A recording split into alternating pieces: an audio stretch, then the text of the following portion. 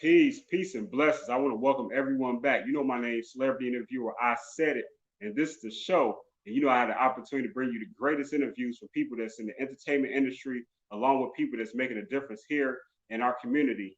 And no matter what side of the world you're on, maybe the left, maybe my right, I have an awesome, incredible individual beside me, man. You know what I'm saying? This man is a CEO of Nines Minds Over Nines. It could be a tongue twister. You hear what I'm saying? Minds Mhm. Over Nines. Let's get that right. He's actually a national keynote speaker as well. He's a philanthropist that you are well aware of. You see him in the streets right here in Chicago. He's actually a former radio personality right here at 106.3 FM Chicago, and he is a master social worker. Man, I seen the graduation pictures. It look awesome. Man, he have a beautiful family. I like to welcome to the show, man. Mr. Darryl Cook. Salute, brother. How you Yo, feeling? peace and love to you, King, Peace man. and love, brother. Peace and Yes, love sir. to you. Yo, thank you for that Yeah, introduction, bro. That was off the chain. And before I forget, before I get too far in the show, bro, yo, intro, bro. Hey, bro, you can't be putting the cables on me like that with that intro right there, bro. You have Mike in there, D Rose, a lot of historical spots in Chicago, as well as yourself putting in mad work. So shout out to you, bro, before we even get started, man, for doing what you do, man. It's not easy to do this, bro. It really isn't easy to do this, bro. You make it look effortlessly a lot of times, bro. So let me send shouts out to you, bro. Salute. salute, man, for that. Appreciate that. Straight up. You know I had to put D Rose in there. We love D Rose. Come on, man. That was that shot heard around the world, man. Yeah, man, his story is kind of like almost like the story of the the person in Chicago, you know what I'm saying, from the bottom to the top, like, you know what I'm saying, how he just, grind to make it, you know what I mean? And you are also a person that really grind really hard to make it and have a similar story, but definitely respect the story of your own. And first, I like to just always start and ask, how was your day today? Oh man, it was great, bro. I had an outstanding day today, man. What they say, Friday? It's been a Friday, man. I actually have group sessions that take place early in the day. I have groups that start at 9, then I had a 10:45 group session that goes to 11:45, 12 o'clock. And today actually was the end of a cycle for the guys in the Minds Over Nines workshop that have been with me for a 3-month period. So they actually graduated today, man. So it was just like a big deal, man, to see these guys, man. The transformation in just a 90-day period coming in, seeking employment, trying to figure out another option versus just upping straps and selling drugs on the corner. And they're not getting paid to come into that, bro. They coming in there because they looking for something different, bro. You know what I'm saying? And to see them guys just make that transformation, just to build they morals, their ethics, their character, and to really, really buy into what I'm saying with the minds over nines. They ask me all the time, yo, Mr. D, what you mean by that, man? I just mean, bro, I'm not telling you that you can't have a nine. Do what you got to do to take care of your family and protect them. But before you do that, I want you to condition your mind, bro.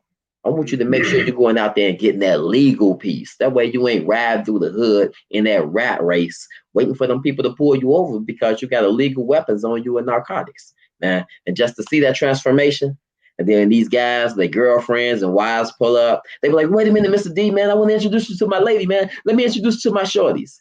Bro, Right. I'm having a blessed day, and I get to sit down right now with my boy. I said it. So I'm ready to go, man. You know what I'm saying? I'm ready to go. Let's do it, bro. Sure, already. We know, you know, the city of Chicago needs to stand up right now because, you know what I mean, you are a legend right here from the city of Chicago. You know what I mean? I want to go back to the early years of growing up, you know what I mean, and ask, exactly what side of town you from.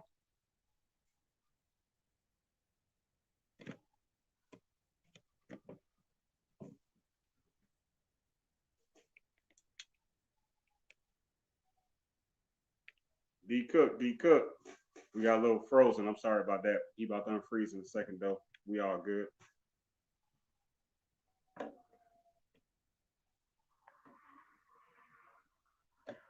All right, well, I'm gonna take this time for a moment, you know what I mean, to go ahead and remind you all to please subscribe to Isaidit Management so you can continue to get updates and things of that Can you nature. hear me, bro? Yeah, you back, you Oh, live. I'm not sure what happened. My apologies for that right there, bro. Oh no, that's just a good old technology, social media energy trying to stop what's great. You know what I mean? I mean, it ain't gonna stop Yeah. it today. You already know. Not at all, bro. Not at all. Yeah. So to answer your question, bro, originally, man, from the east side, south side of Chicago, I add both, bro, because I was born and raised 95th and Jeffrey. I was raised at South Chicago Hospital before it turned to Trinity. And Okay. also my family, we lived on 88th and Muskegon, bro. So I live like right across the street from Bowen High School. All right. Right. So yeah, the east side, south side of Chicago, born and raised there, bro. Okay. Okay. That's what's up, man. You know what I mean? Always got love, nothing but for the shot, all sides of the shot. You know what I mean? We have some incredible people that come out of Chicago. You know what I No mean? doubt. Now, what were some of your influences of people that you looked up to when you were a young man? You know, I'm talking So about like a little boy, like grade school type.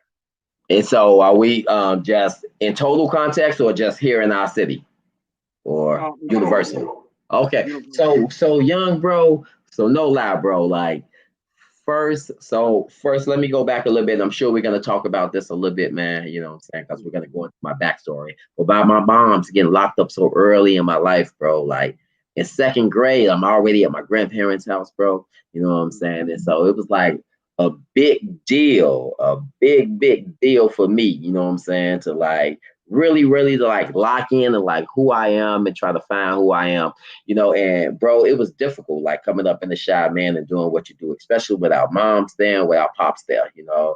And I know we got a lot that we want to talk about, man. So I'm not gonna go too deep into the conversation Oh right no, do now. your thing, man. We here for you. Yeah, bro. So and again, can you repeat the question one more time? Because I don't want to get too far away from that. Oh yeah, no doubt. I was just asking basically like, who were maybe some of the people that you looked up to or was maybe influenced by as a little boy. Right, for sure, man. And so I just want to give you a little backdrop of that, man, because with my mom getting locked up, with my dad like presence in my life like being checkered, you know, he doing this thing. I ain't mad at him, you know, but at the same time, I'm trying to figure out like who I am, you know, and what's my life going to be about in totality. And so, like in second grade, bro, I remember going to school and I was always pushing things to like the last minute, whether it was homework, assignments, anything like that. And you know what I'm talking about, man. If we got a spelling test the next day, I ain't studying them words until that night or probably that morning, then going in there and trying to knock it out, right? And I remember our teacher, we had like a talent showcase. And Yeah. bro, I didn't do anything. I didn't do any studying. And I remember that Thursday, she said, look, bro, you're gonna have to do something, my man. You got to present tomorrow. She's like, take this book home, the African American book, like, you know, that showed all our heroes in it. You know, have Martin Luther King, you know, Matthew Henson, Malcolm X, you know. And I'm just going through and I'm like, nah, I know all those people. I want to find somebody. I want to find somebody I don't know. And I came up on this name and she was a poet. I Mm. was like, a poet? I was like, oh, what's her name? And it was Gwendolyn Brooks, bro. Right? Mm. But the crazy thing that hooked me was the fact that after the dash, it didn't have an expiration date. I was like, she's still alive? I'm like, what? I was like, what? And she live in Chicago. Bro, I What? was so pumped.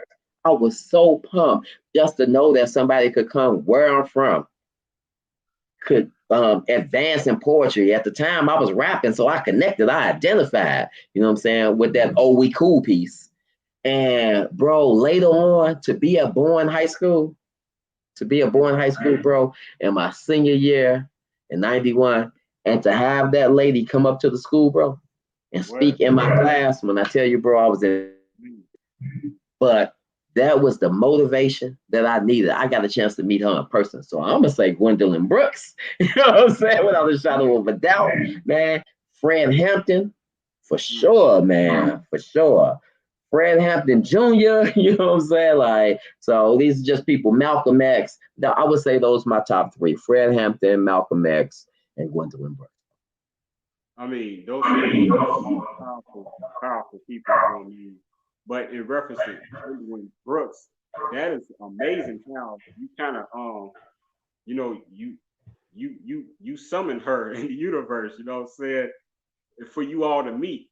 Like, you know what I mean? Yeah, You put that energy out there, like you created at an early age, and because you appreciated who she was and energy that she had put out in the universe, you know what I mean? You created an opportunity, you created the pathway for you all to meet one day. Like, you know what I mean? You started that, you ignited that, you know what I mean? Because you appreciated her, you know what I'm saying, for what she has done, you know what I mean? And you know, I just think that there's a lot of energy and power into that we take for granted sometimes, you know, and how we can just absolutely. make things happen just by having love and appreciation for what some other people have done. You know what I mean? Yeah, bro. Like even what we're doing right now, right? Like you broke down, you hit the nail right on the head. Like I didn't realize it at that time, but you know, when you're young and you don't know it, you feel it, but you don't know how to express it and Right, say that my imagination feels powerful. right, You don't know how to express that to an adult, you know. And as a child, right? Even as an adult, strike that. Even as an adult, your imagination can be more powerful than your knowledge. mm, Like your imagination to be able to invent something in your head. Like necessity is the mother of invention. I wish we could find a way to transport or get from one side of the country to the other one. Necessity is the mother of invention, right, bro? So, man, this is just a wholesome conversation. You know what I'm saying that we're having, man. And like you said, it was already written. The yeah, way me and you met, it wasn't no strange happening. You yeah, know, we got a relationship built right now. So the energy that you told me I summoned, I would say the same for you right now, bro. Like you made this happen, bro. You summoned this energy, man. But this is who you've always been since I met you, bro. So it ain't no strange happenings that you can say what you're saying right now because iron sharpens iron. So, man, I just salute you, bro, because you see it, but you live in it though. yes, sir, man. You already know all day. Don't stop, man. And for the remind the people, for those who not aware, you know what I mean, I had the pleasure of meeting, you know what I'm saying, yourself back in Rumba 2017, because Okay. that's when I started my tribute to women event tour, because my first event was December the 11th. I believe I was on your show like December the 9th, if I'm not Mm, mistaken. December 9th, 2019. I mean that sounds about right. 2017. Okay, that Yeah. sounds about right. Yeah, and I Yeah, was escorted by the beautiful Big Red Entertainment. You know what I mean? Shout out to Brandy Martin. ain't no doubt. Shout out to Big Red Entertainment for sure, bro. Yeah, I remember that, bro. Yeah, man, that was a great opportunity, great interview. You know what I'm saying? You know, gave me the opportunity to be able to express myself, and that was my first time on the radio. So again, I appreciate that, and I Mm, salute you again for that. You know what I'm talking for about? sure, bro. For sure, Don't bro. stop, the love don't stop. But yeah, Yeah. man. But yeah, Mr. Cook though. Um, at what point do you feel like, you know what I mean, things started going straight to where, you know, your anger perhaps maybe was getting the best of you? So, bro, in order for me to break that down and process it, I'm gonna go back to that upbringing that you started off with when you was talking about the east and the south side of Chicago, bro. Like, for me, like that was really like that was a testing time for most of us here, and not just in Chicago, but across this nation where we are populated at, bro. Like it's the same story. I noticed that no matter wherever I go, right? But so many people can relate to the story coming up, you know what I'm saying, on their own, mom going through whatever she going through, you know what I'm saying, whether it's my mom being incarcerated, whether it's Tupac talking about his mom was on drugs, whether it's somebody else, you know what I'm saying, the South Central, his mama in the bed asleep, his daddy locked up, so he had to grow on his own, you know what I'm saying, regardless what it was, bro. For me, I think it was not having that's just that natural contact, man. Like with mom and dad, because you know, as you get older and you study things like nature versus nurture, you know that directly, even at birth, a child, even an animal, they done test on this at birth. Even a child will want their parent over food. They've done this. They put a facsimile. They had like a monkey inside a cage and put like a facsimile, like a stuffed monkey, and they put food inside there. And the baby monkey went to the stuffed monkey because they know that if I'm with my mom, I will be nurtured. And so to not have that, bro, to not have that was devastating. And for me, the walls just started crumbling down when I got old enough to be involved and engaged in relationships, bro. That's when it hit me, man, that I didn't have any knowledge or any understanding on how to move forth in a relationship, bro. And that really, man, like was a big deal. The walls started crumbling down because you realize, man, my mama got locked up when I was 7, man. You know what I'm saying? Mom and dad separated, bro. That was devastating for me and my little sister, bro. You know what I'm saying, man? Because I go from, you know what I'm saying, living with my mom, like on the east side, to moving to my grandma's house on 95th and Jeffrey. And it's like my mom in the county, bro. Most people, father locked up, you know, most people got a lot of stuff going on in their house, a lot of traffic, people selling drugs, whatever and stuff, man. And I had a little bit of that, but the most devastating part for me when things got to start falling apart is at 7 years old, man, when my mom got locked up, man, and I had to move to my grandparents' house. Right. And I had to start waking myself up in the morning, bro. You know what I'm saying? That was devastating. Now, you know what I'm saying? I'm 8, I'm 9, I'm 10. My mama's still in the county, I said it. She's still in the county. She stayed in the county for 5 years, bro. You know what I'm saying? Now I'm 11. I'm 12, right? My grandfather come home, and I remember him putting me and my sister on both his, on either knee. I think I was on the left-hand side. I was on the right-hand side. My sister was on the left-hand side. Yeah. And he reached around me, kind of like wiped the tears from his eyes, man. And he was like, man, your mom ain't coming home for a long time. And I remember thinking to myself, what's a long time, bro? Like, what's a long time? And he was like, your mom got 60 years. And I just got to keep it real. I was like, damn. Like, man, bro, 60. I'm 7. I did the quick math in my head. I'm like, my mom ain't coming home till I'm 67. I saw my granddaddy head drop. Like, man, like he devastated. I'm devastated. I'm trying to soak this in as a 7-year-old. Right. And after watching, it was devastating, bro. Everyone, right? It was devastating, bro. My sister took it so hard, I had to grow up automatically in that moment because I had to look after her. I was like, man, sis, everything gonna be. You can hear me choking up now. You know what I'm saying? Because I'm like, man, sis, we gonna be all right. You know, we gonna be good. So that's the engine. That's the engine that pushed D.Cooke, bro. The fact that I was abandoned at 7 years old. You know what I'm saying? That my father's presence was checkered, and that my mom got incarcerated for 60 years because she was following another man out there trying to get some quick money. That turned me and my sister's life upside down, bro. So when I got ready to be in relationships, I ain't know how to act, bro. Right. I ain't never seen this before. The only time we seen a perfect relationship is on the Cosby Show.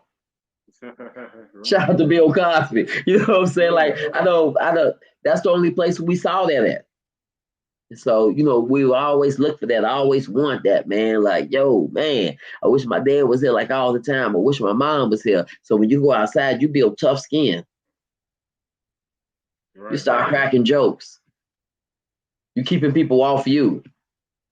I don't want to get to talking about parents right now because y'all gonna say something and D.Cooke, I'm gonna fight. Because I'm hurt. Right. And hurt people hurt people. I want to be in a gang now. Let me be a part of something. Let me play sports. Let's lift weights. I need to do something. Just need to occupy my time, bro. You know what I'm saying? And it all came to a head, bro, when I got involved in relationships, man. I went to the Marine Corps. I graduated high school on time. I mean, when I tell you, bro, I ain't smoked, man, nothing in high school. I ain't drink nothing, bro. Straight athlete. You know what I'm saying? Baseball, football. I was on the chess team and everything. So not to make it to a profession. And I tried out for the Cincinnati Reds in high school. You know what I'm saying? Me and my boy Cliff Floyd. You know what I'm saying? He went to Thornwood. Yeah, he went to Thornwood, not Thornwood. We both came out the same year. He was way better than me, man. He ended up making it and going and playing for Montreal Expos when that team was in existence. Right. Went to the Mets for a couple of years, and then he actually came to the Chicago Cubs for a minute, man. So shout out to Cliff Floyd for sure.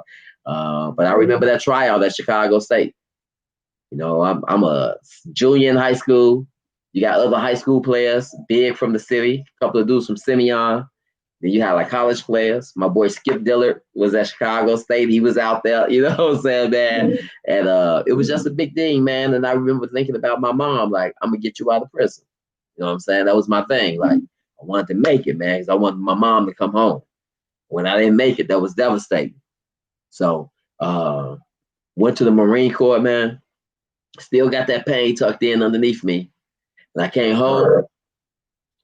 And as we say, the shit hit the fan when I found myself in a situation, bro, to where I was married and didn't know how to deal with extramarital affairs, didn't know how to deal with approaches, whether it was a woman approaching me or whether it was a man coming at my ex-wife. And man, bro, you never know how unprepared you are for that type of stuff, man, until it hit you. Until it hit you, bro. Until it hit you. I was embarrassed. I felt defeated.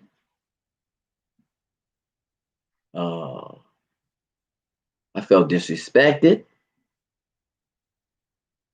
Just to hear the language of my wife is with another man, or just trying to deal with the fact that a woman don't want to be with you no more. She done lost faith in you as a man. Right. I ain't have enough manhood in me to deal with that. Right.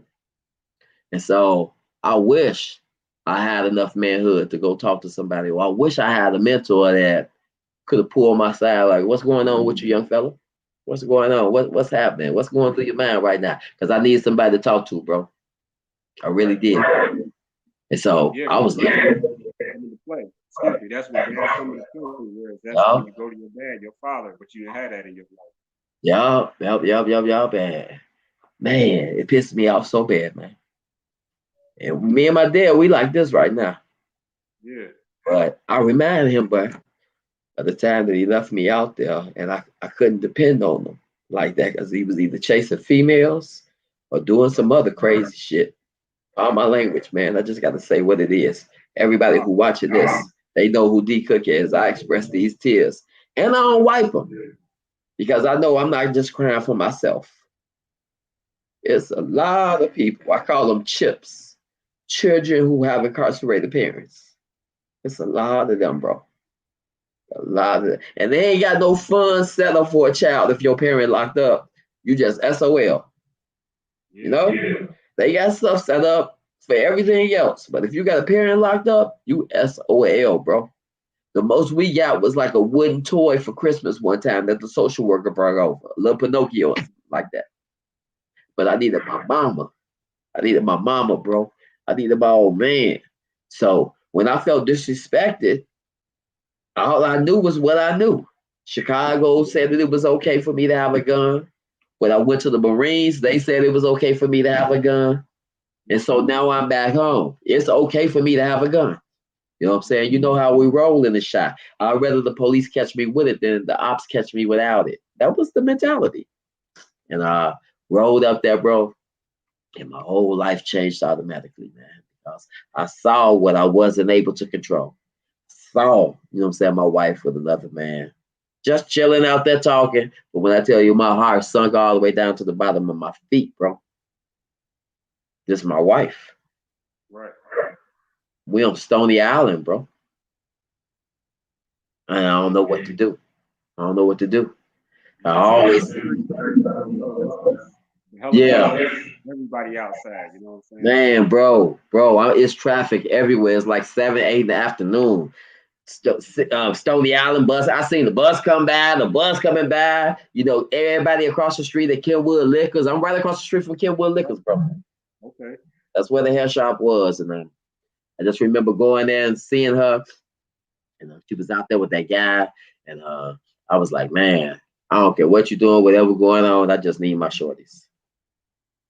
And she was like, yeah, okay then, whatever, something like that, dismissive or something, bro. And I remember the guy, he really wasn't tripping. He was like, oh, my bad, let me go on and get out the way. I see y'all working on something. It was one of them type of things, right? It wasn't really nothing. I can't say my man was out of line with me or nothing. You know what I'm saying? And so he got in the car. I was like, I appreciate that, bro. You know what I'm saying? I'll be right out your way in a minute, man. This lady right here that I'm with, that I'm talking to, like, this is my wife, bro. I put that ring on her hand. That leather coat she got on, I brought that. I was just feeling so much hurt, bro. You know what I'm saying, man? And so when he pulled off, we out there talking. I'm like, man, where it gets so bad at? Where we miss each other at? You know what I'm saying? Where the love die at? You know what I'm saying, bro? But we just couldn't get nowhere off that, man. I was like, I'm done talking. And I got in the car, bro. You know what I'm saying? This is play by play, everything that happened, bro. Right. I ain't got no corners with you. This is what happened in my life. I'm driving home and I'm giving it to you in the real, because when a young man watch this, when somebody listen to this, I want them to know without a shadow of a doubt that my man was in the depths of hell inside of my mind, like most people be at times, but this is how I made it out of that. So that's why I'm keeping it 100 right now. I ride home, bro. I'm going past CVS. I'm on my way back east going to Muskegon, and something just hit me. It was like, man, you a chump, man. If you don't go children right now, bro. If you don't go stand on that, and this other dude, he got your woman tonight, so you about to lose on that, and you ain't got your shorties, and you ain't gonna do nothing. I couldn't even look myself in the mirror.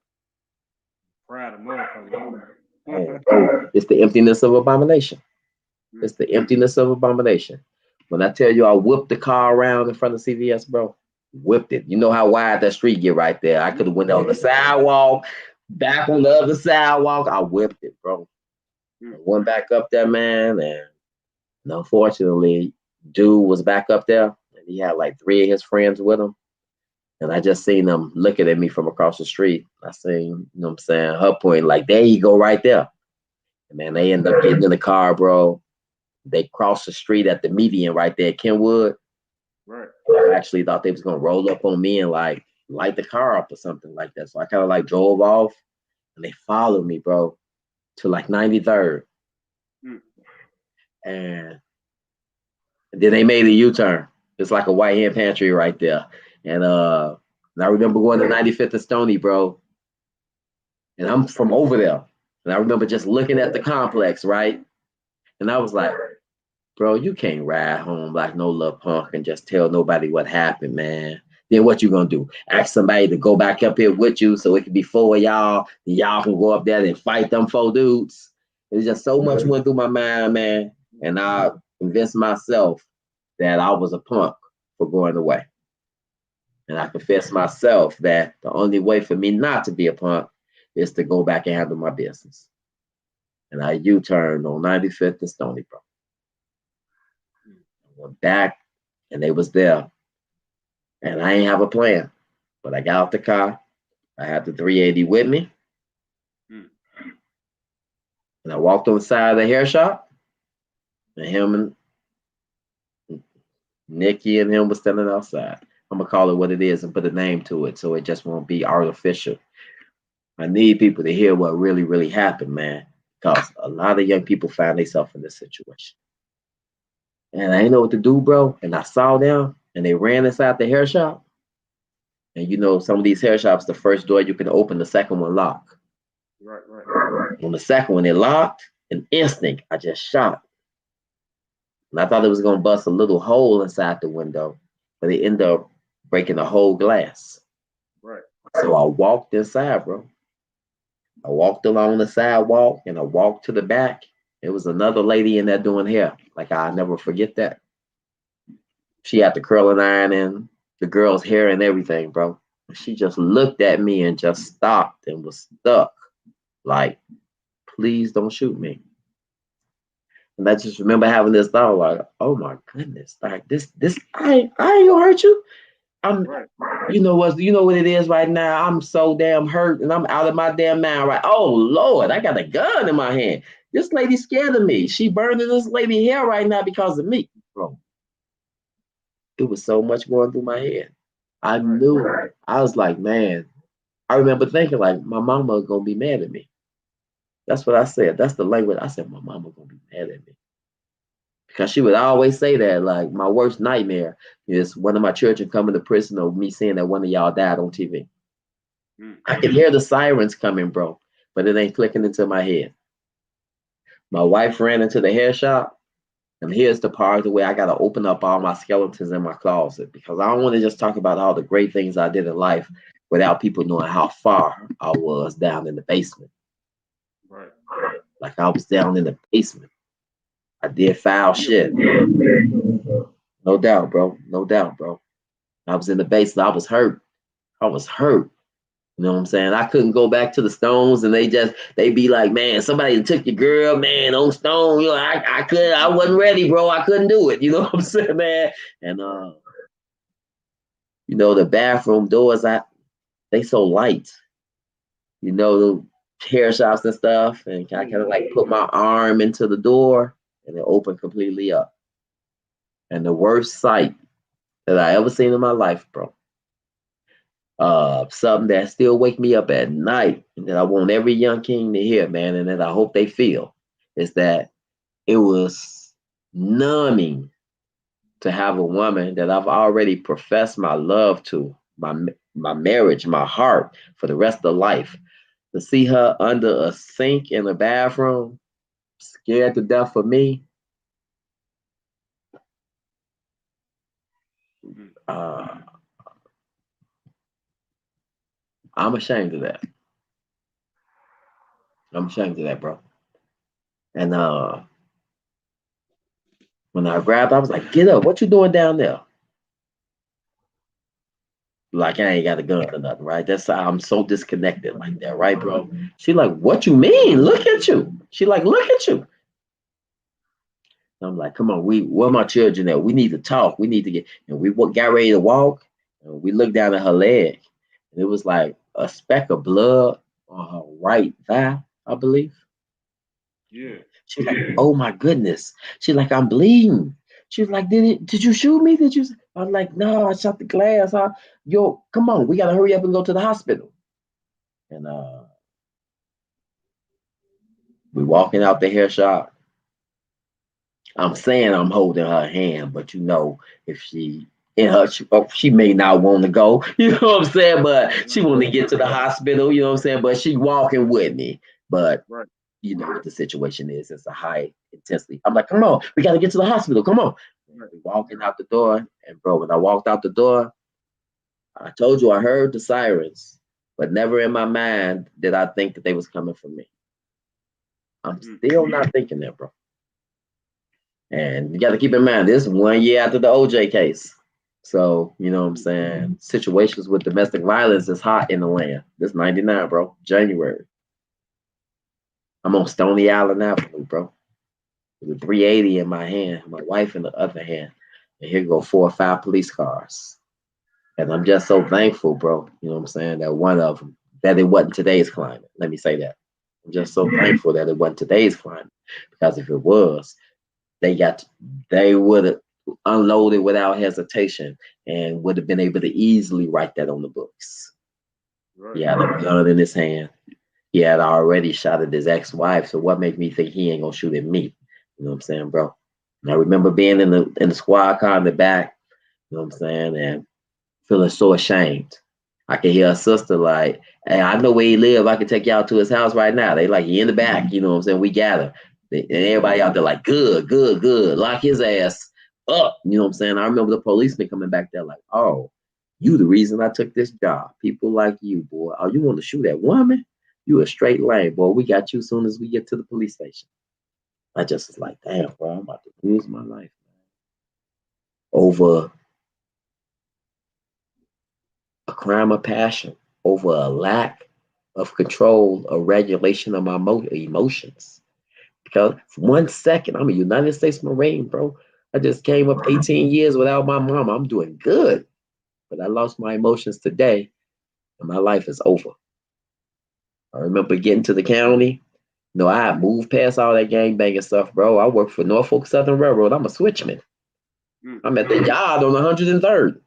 And now I'm in the county. And they like, "What you is, bro?" And I'm like, "Oh, shit. Back on this. Damn. I'm a stone." You know what I'm saying?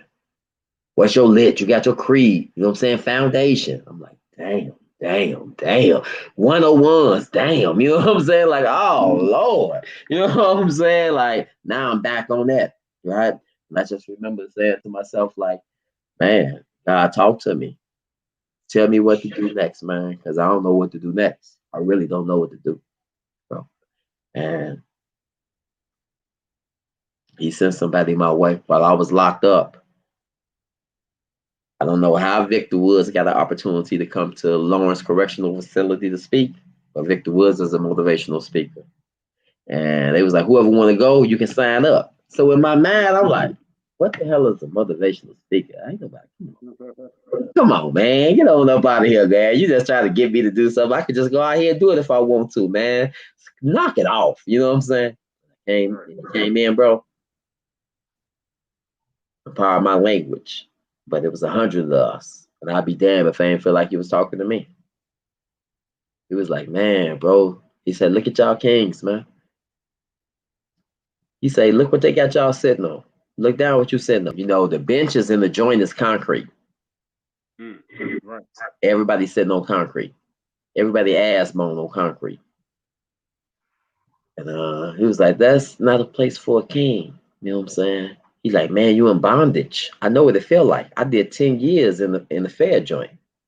Everybody like, word, you did a samba? You know what I'm saying? Like, yeah. Everybody, he like, and they let me back in here to come talk to y'all. I'm like, word, you know what I'm saying? Like, what? You know? And then I got to start figuring it out, bro.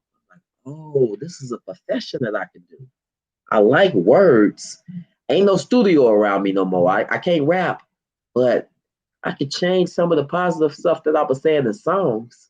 If I can say them on the stage, I may have a profession when I get home. Right? After he finished talking, man, I shook his hand. I said, hey, bro, I promise you, you're going to see me again in life. He was like, what's your name, bro? I was like, Darryl Cook. I was like, Victor Woods, right? He was like, yeah. All right, bro. Last two things, and then I'm going to turn the mic back to you so I can wind this in. My aha moment in prison.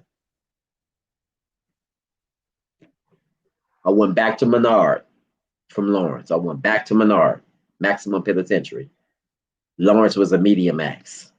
And officer, I came to the gallery and was like, yo, you got to visit up top. You know, and so I got ready to go to my visit up top, bro. When we left off the gallery and got outside, not barracks, but East House. He was like, you actually need to go up top to see the war. And I'm like, well, what? Don't nobody want to go up there. That ain't even no request that happened, bro. But because I had correspondence with my mom, you know, all the mail would come through like that, and they would have to stop there first before it got to me. To the office, bro, and this is what I call my aha moment. Because you asked me, what was my life-changing events? And I'm just giving you the three that I remember. But this was one of the biggest ones, bro. When I went in there, I can't even remember his name now, but he showed me that letter. And man, bro, when I tell you my mom did everything but beg this man sexually for my freedom, bro. Like to see my mom in the letter, beg the warden to put the rest of the time that I had on my sentence on her sentence so her son can go home.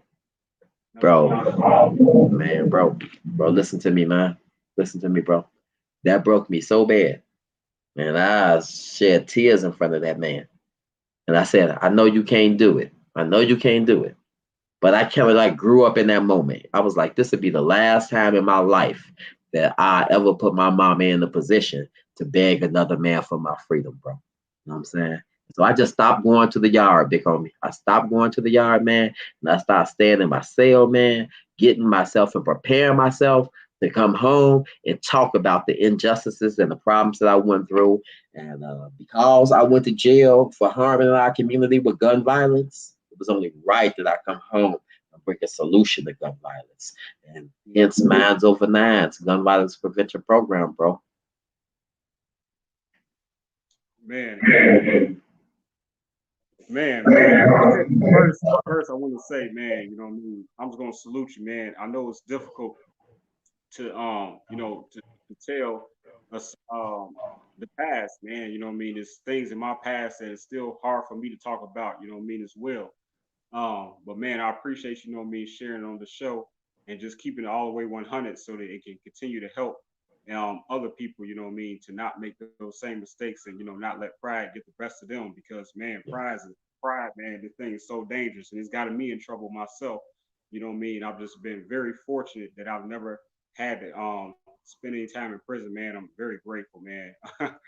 Yeah. um, and let me ask you this, because you was already had, like you say, you know what I mean, you was already evolving away from the streets before you had got locked up and you had, you know, became went over to and went to the Marines, to the military, became successful with that, and then came home and was working the train yard, which is a good paying job, always Bro. have been trained.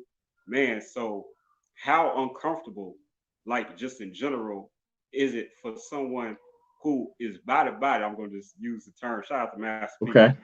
And No doubt. serve on. But yeah, um, how difficult and uncomfortable was it for someone that knew that you had evolved beyond this type of lifestyle, and then to be back in a position to where you have to like literally take your man back? Because like for me, you know, I'm uncomfortable to do a lot of stuff that I used to do. Like I can't believe that I used to do some of the stuff I used to do. Like where did I get the balls, the gall, the boldness? Like I don't even And understand the guts.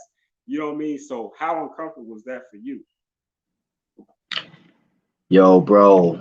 So sitting inside that jail cell, first of all, extremely uncomfortable and nerve wracking sometimes, man. I used to think about like, what would be the tip or breaking point that a man would decide in prison, like, I can't take no more.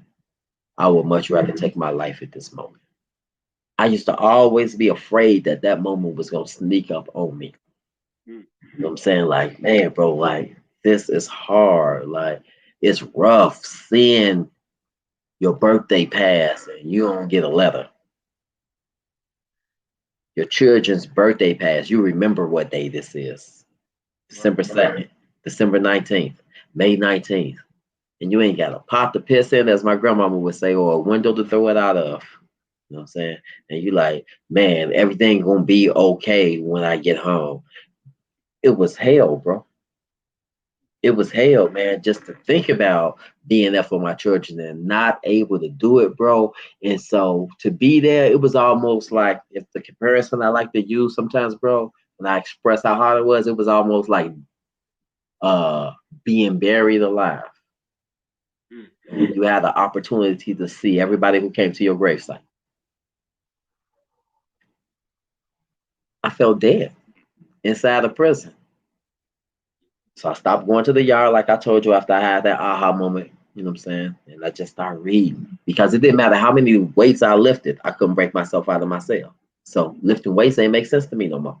I was like, it's all, you know what I'm saying? It's all like just on this plane. You know what I'm saying? It's all things made manifest. I wanted to be deeper than that, more prolific. So I started reading, started getting a little bit more of my head, and I came across our sister like Maya Angelou, right? right. And so the quote that she gave me to help me. Now this I took this role a long time to get to your answer, but it was important because I had like 6 or 7 years left. Quote that she says, when you can't change your environment or your circumstances, you have to change the way you view your environment or your circumstances. So what was meant for evil, I turned for good. What was meant to like, this is for your punishment for what you did, I changed the way I viewed that. This is my training ground. This is my 40 days and my 40 nights. You know what I'm saying? This is the wilderness for me. You know what I'm saying? This is what Prophet Muhammad, you know what I'm saying, had to go through, right? I changed it to that, bro. And I just went deep into my studies. Went deep into my studies, bro. You know what I'm saying? They tried to put some fat on my head, man. You know what I'm saying? So, and that's a big reason that we're here right now, bro, because of that time that was spent inside those cells preparing for the discharge and not becoming of what I was in. I always stay free. I knew even though I had the handcuffs on, my mind could take me anywhere I desired to go. And so I never spent a day in prison, bro. Mm, mm, mm, mm. How and first, how long did you have to you know, survive in there? I did a decade and 4 months. And you said it was like around 6, 7 years at the time when you made your transition in your mind, that Yeah. saying that that accepting yourself as the king that you are. Yeah, bro. Yep. It took that long, man. Because the first 3 years I was fighting the case. Right. The next 3 years, you mad at the person who you got into it with. I'm mad at my ex-wife. Man, she out there messing around with these other dudes. You didn't put me in a position the way I had to do something. It was everybody but me, bro. Right. Everybody but me. And those last couple of years, man, you just have a aha moment that hit you. Like, it ain't nobody else's fault that my mama begging this man for my freedom except me. It can't be nobody else's fault, bro. You know what I'm saying?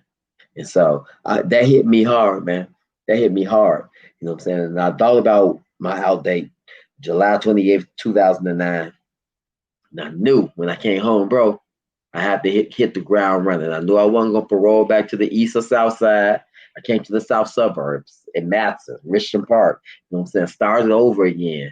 Walked up and down Lincoln Highway with an ankle bracelet on, bro, until somebody hired me. I walked from what's the club? It'll come to me in a second. Red Lobster, Okay. to the gas station. You know what I'm saying? Went McDonald's, Kinko's, Harold's Chicken. Went all the way across LA Fitness, gas station. You Matt, know, Matson. I'm on Lincoln Highway, bro. yeah, that's Yeah, where I'm I'm on from, Lincoln. so I know. So what's the club right there? Bocce's. I went Right, at Bob. Bocce's. Yeah, I'm at Bocce's. You know what I'm saying? I'm at everywhere, bro. Trying to get a job. And LA Fitness was like, "Do you know how to train?" I was Right, like, "I can. I don't have a certificate, but I right. can." They was like, "Can you sell memberships?" I was like, "Nah, I can definitely do that." You know what I'm saying? They like, "You got a job then?" I was like, "Bad, bad, man." So that was my first job when I came home, LA Fitness.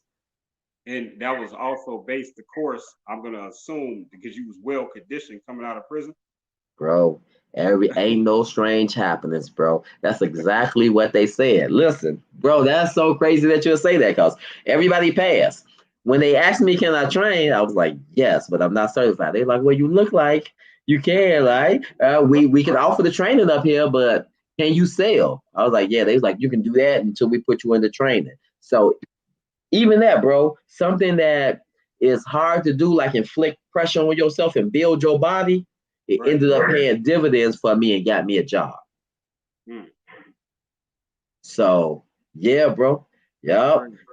It really is, man. And that led to something Right. because I'm out here hustling trying to sell memberships, bro.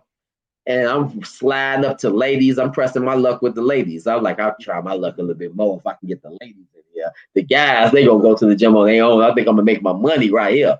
I Right. called myself walking up to this lady trying to give her a free 3-day membership trial. And she was like, oh, this is nice, but I mean, is this now? Let me ask you, I ain't trying to be funny, but is this your gym? I'm like, no, this ain't my gym. You know, it ain't my gym. You know what I'm saying? She's like, I'm just saying, because you're going real hard for them. You know what I'm saying? I'm like, well, that's my job, right? She's like, but you can go that hard for your business too. That's how she talking to me. Wow. Why is she giving that to me, bro? I don't know yet. But I was like, she was like, I tell you what, I come to the gym if you come up to my job. Mm, I was like, what you do? And specifically, she didn't say I teach anything. She said I train social workers. I was like, you train social workers? She's like, mm, yeah. She was like, come sit inside my class. She allowed me to come sit inside her class, bro. People paying their hard money to go inside their class. right. She allowed me for that one day to come inside there, bro.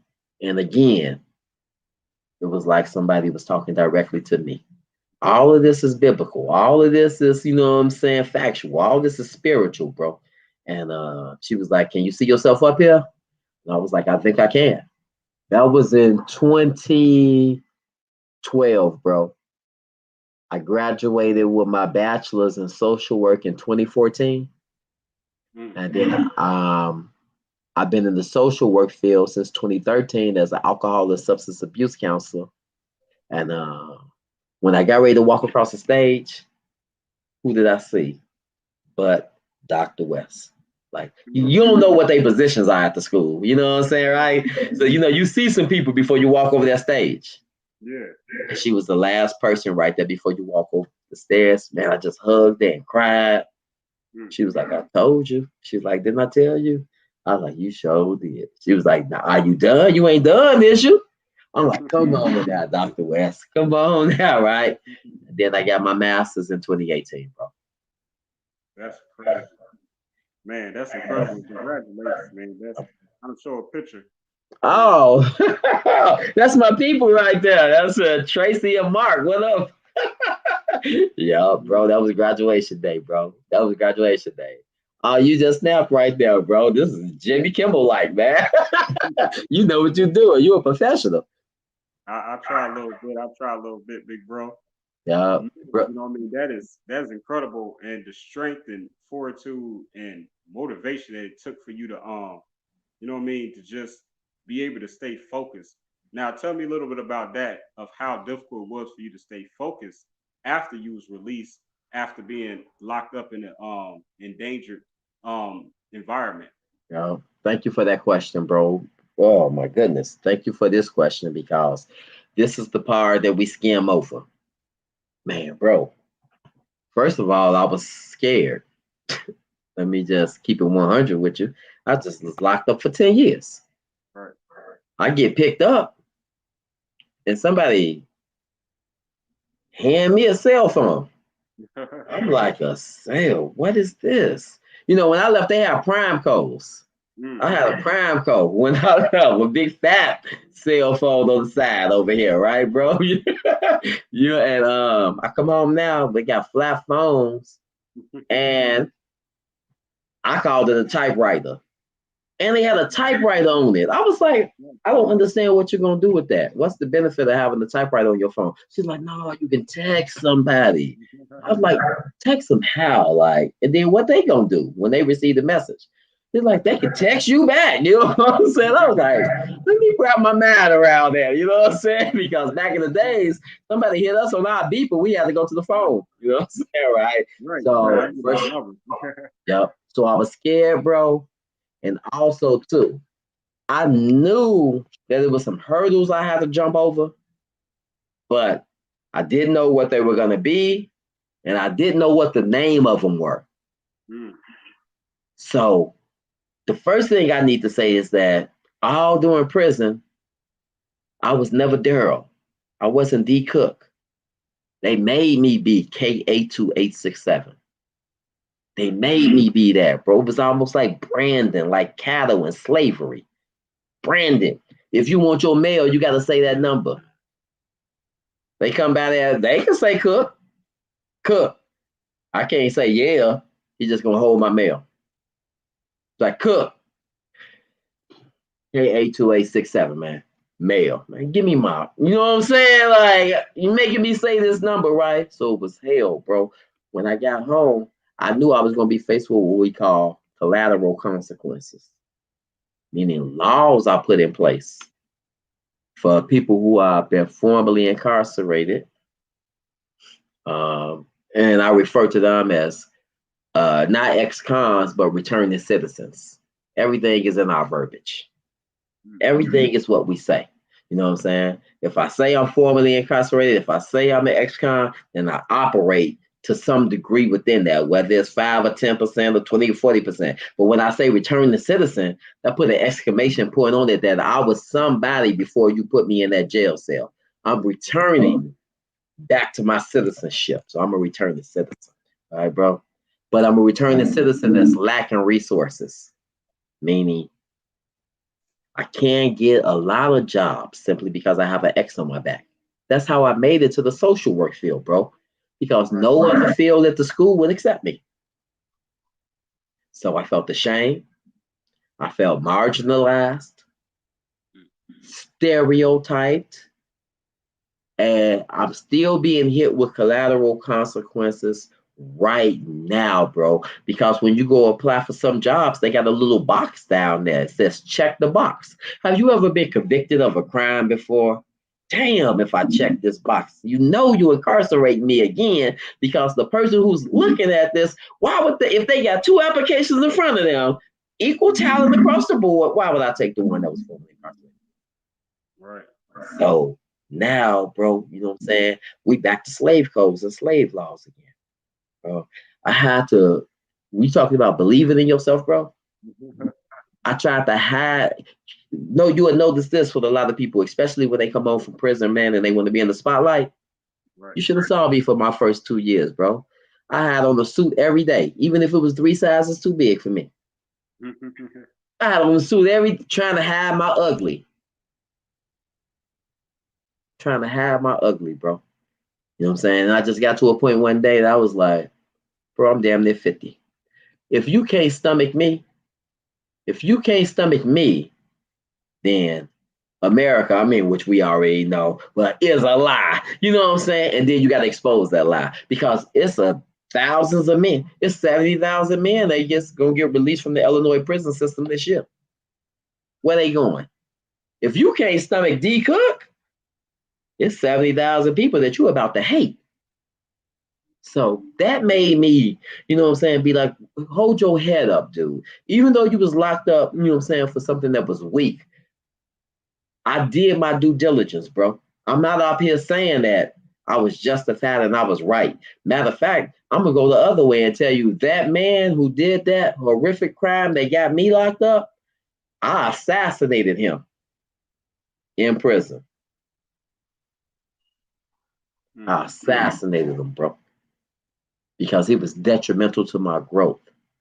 He separated me from my wife and children. And so I assassinated that, bro. This is the man that you see living every breath I got right now, bro, helping young men and women avoid getting incarcerated, meaning I want to prevent them, and I speak in prisons so that I can intervene and stop them from ever going back.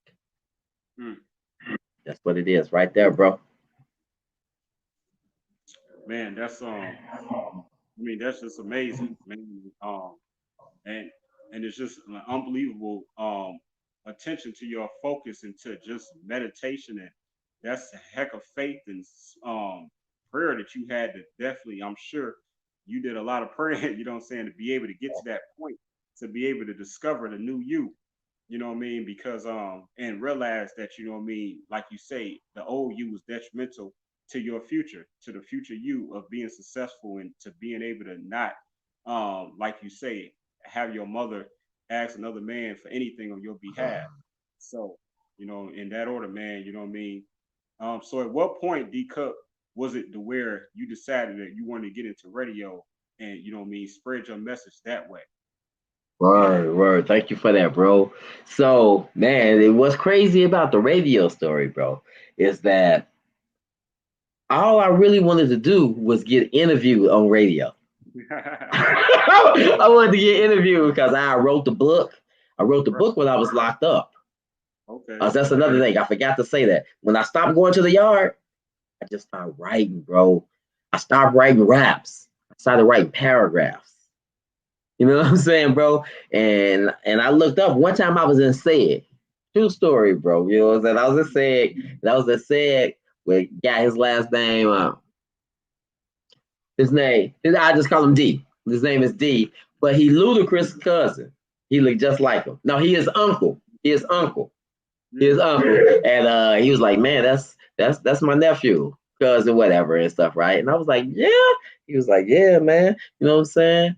Champagne, Decatur, you know what I'm saying? All that too. I'm like, word? He like, yeah. He was like, yeah, man. So his mom, matter of fact, it is his cousin, because he said my mom and his mom are sisters. So I was like, Ludacris is your cousin. He like, yeah. I'm like, bro, I wish I had somebody famous in my damn family, man. I been wrote my book a long time ago. You know what I'm saying? He was like, you think so? I was like, yeah, bro, you should write a book about your story and maybe pass it to your cousin or whatever. Maybe it can help you, you know what I'm saying, go home or something like that. He was like, I'm like, bro. He was like, well, why don't you write one with me, man? I was like, all right, man. I said, okay, look, how you want to do it? He was like, I don't know. I got to thinking about it, right? I was like, it's 365 days in the year. What if we wrote 1 page a day, bro? At the end of the year, we have a 365-page novel, right?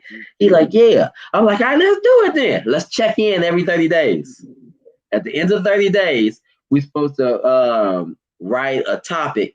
And the first topic was, because I was trying to go deep, right? I'm in my cell, right? And one day I just asked myself, I was like, don't you know how Tim Duncan shoot a glass bank shot? It's an art to shoot a basketball. I asked myself in my cell, I said, I wonder is there an art to thinking? And I was like, let's write a chapter on that, bro.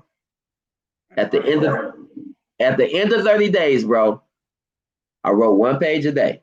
I had 30 pages. I was like, hey, yo, D, you got yours? He's like, man, bro, I was going to talk to you about that, man. Hey, man, it was good. I was like, what? Get it right, bro. He was like, let me read yours, man. I kind of see where I'm going with it. I let him read mine. He was like, bro, it's good, man. You should keep on writing. I was like, you think so, man?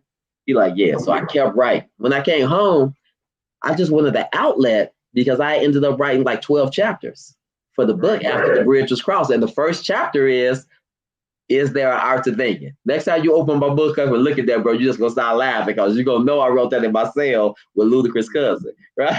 So, it is, man. And so when I got home, my mother, remember my mom, she was locked up through my whole bit, right? Right. She got locked up when I was 7. For off the 60, she only had to do 30. Well, she had to do 30, not only 30, which means that she would come home when I was 37, and then she lost a couple of years in prison as well. So she came home when I was 39. But here's the thing. I was home. I just made it home like a year or 2 years like before my mom. Wow. I just made it home before her, bro. You know what I'm saying? So I was trying to get everything in order, man. Get everything set up to have a place for my moms to come and parole home too, bro, and doing all that and setting up and getting this together as well, man. And I just remember having all that in front of me and just telling myself, like, bro, you can do this, man. You can make this happen, man. And this is what it has grew to be. It has grew to be something big, man. And I know I lost the point inside here because my mind is all over the place right now, right? You know what I'm saying? You can pull me back in if it's something I'm supposed to be hitting right now, too, right? But just my mom, man, that push, that drive, and just let me know, like, you can go out there and do it, bro. And man, like I said, that was my aha moment. Hey, D, you got to come back out here, man, and take care of the business. I know I left something on the table from your question, but just that for It's all good, man. Let me see. Damn. Because you asked me something else right there, too, man. I've been running my mouth and I didn't got caught up so deep into what you saying. I didn't kind of move on a little bit myself. But radio, what got you into the radio? Right, exactly, the radio portion. So pushing the book, that's twice, man. Today, I got so much I want to say to you, man. It's just because I know it's so much too on the book too, man. You know what I mean? I apologize. I didn't mention that you are an author as well. Oh yeah, thank you for that, bro. Salute, man. So listen, when I came home, remember I told Victor Woods that, hey, I'm gonna see you when I get home.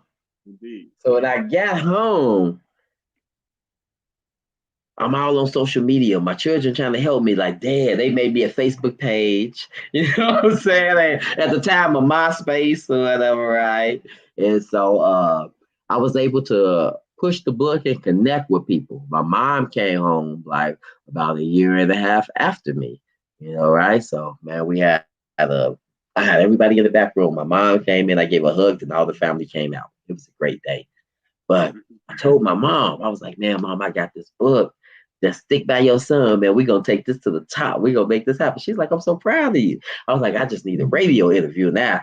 So my mom, who had been gone for 32 years, says to me, oh, I got a friend on radio. Hey, bro, I'm going to repeat again. She was gone for 32 years. So when she said she got a friend on radio, I'm thinking, how old could this person be? You know what I'm saying? Right? I'm like, come on, mama. You know what I'm saying? Yeah, you got to keep me in the realm, keep me relevant, mama. Right. Oh, man, no, this is my girl. She was like, matter of fact, she was locked up with me. I was like, what? I was like, come on, mama. So she's like, come on. We go to the radio station, the same location where Soul 106.3 is, where I have my radio station. Right. My first radio interview, my first and second radio interview came at that same radio station. Look how God worked. Watch this.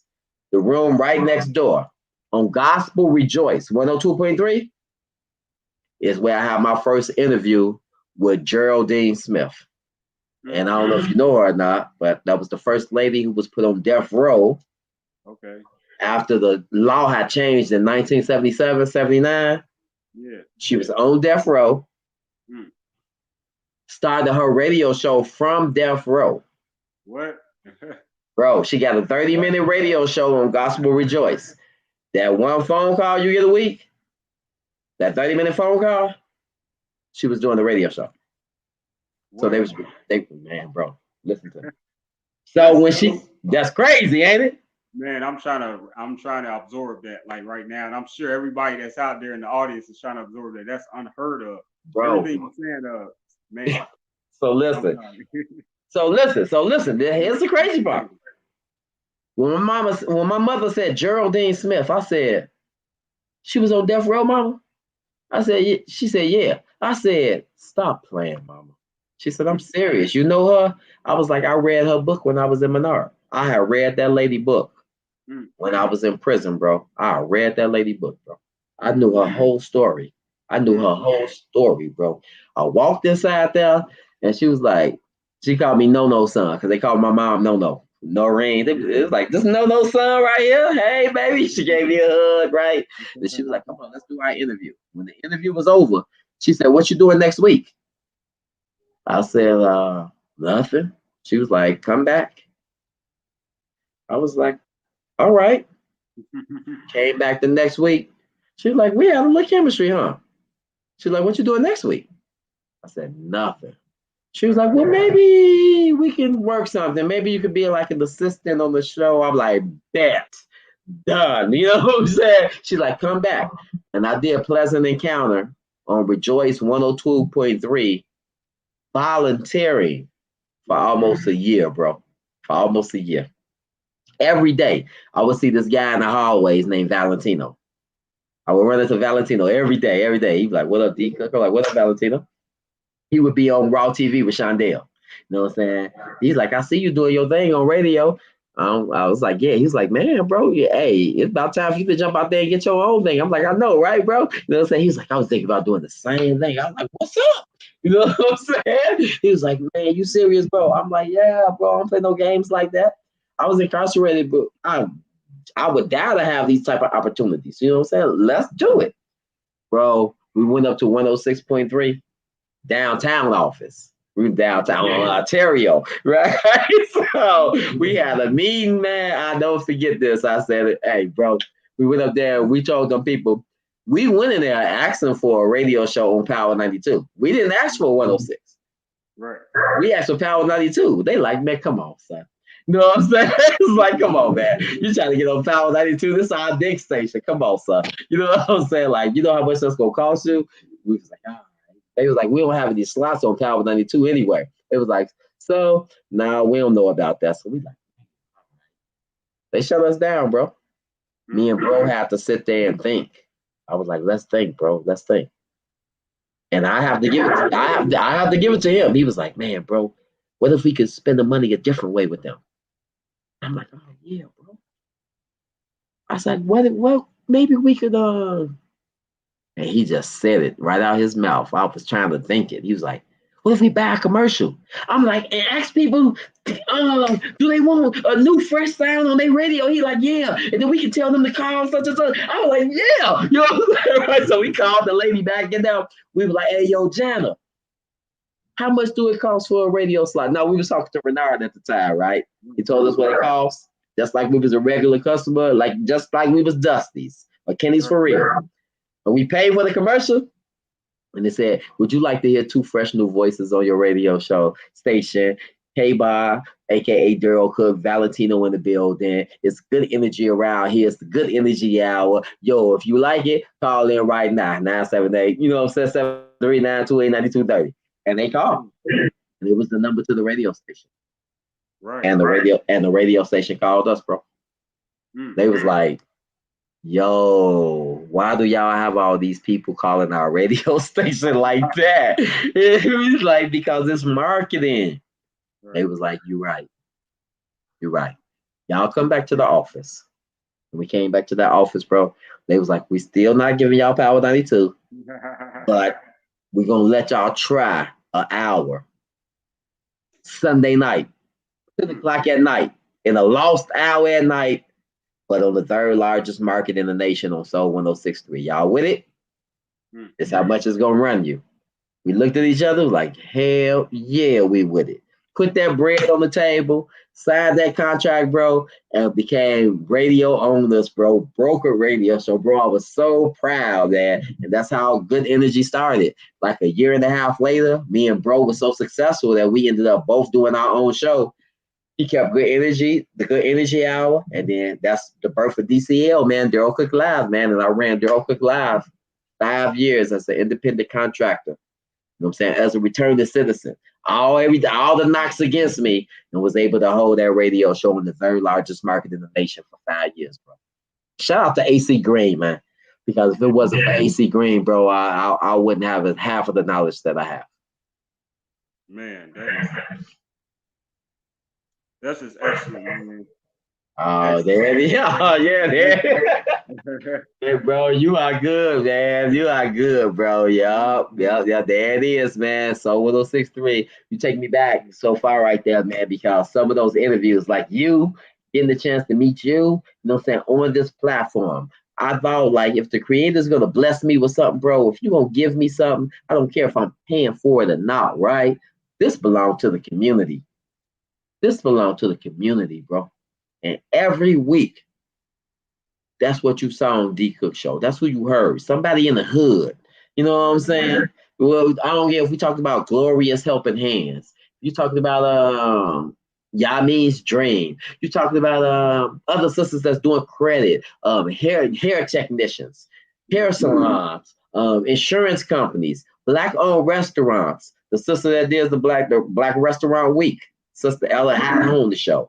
You know what I'm saying? Meal Organics had on the show. Anybody who making it crack in the city, bro, DCL was their home.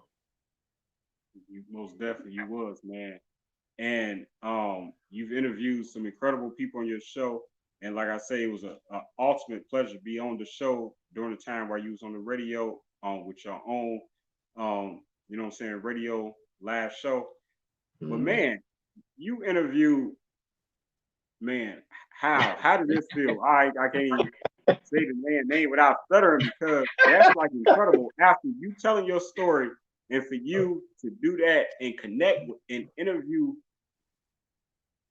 an honorable minister Farrakhan, like, wow. Like, bro, how? Wow. Bro. Tell me that. How that happened? Divine intervention, bro. Shout out to my brother T, who right here in the pic as well, man. But divine intervention, bro. Look, bro, I've been so blessed throughout my lifetime, bro. That pic that you put up right there, bro. It's my hand. I will never do a greater video. I will never do a greater interview than that interview right there, bro. You know what I'm saying? I had chills come over my body, man. This is the Honorable Minister Louis Farrakhan, bro, agreeing to come to Soul 106.3 at 9 o'clock at night on a Sunday in his 80s.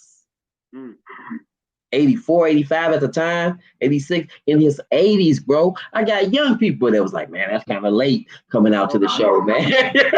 But I have to take my hat off, man, to salute my co-host, man. Comedian D.Cooke and actress Tamara Fair. Tamara did all the leg work for us right here, man. Just her due diligence from, being a business owner, and she's still doing her radio. Hey, well, I planted some seeds out here, man, and my people still out here doing their thing. Like Tamara, she's still in radio right now. She on iHeartRadio with the Brunch Bunch, Monday through Thursday, Monday through Friday. Just, bro, she was able to reach out to him. I think she had met him when she was like in 8th grade. He came to her school and spoke. I think she had wrote a letter. And this is her story to tell. I think she wrote a letter. I think she was at a Catholic school, and they was like you can have anybody come speak if you want to. She called the minister. Right.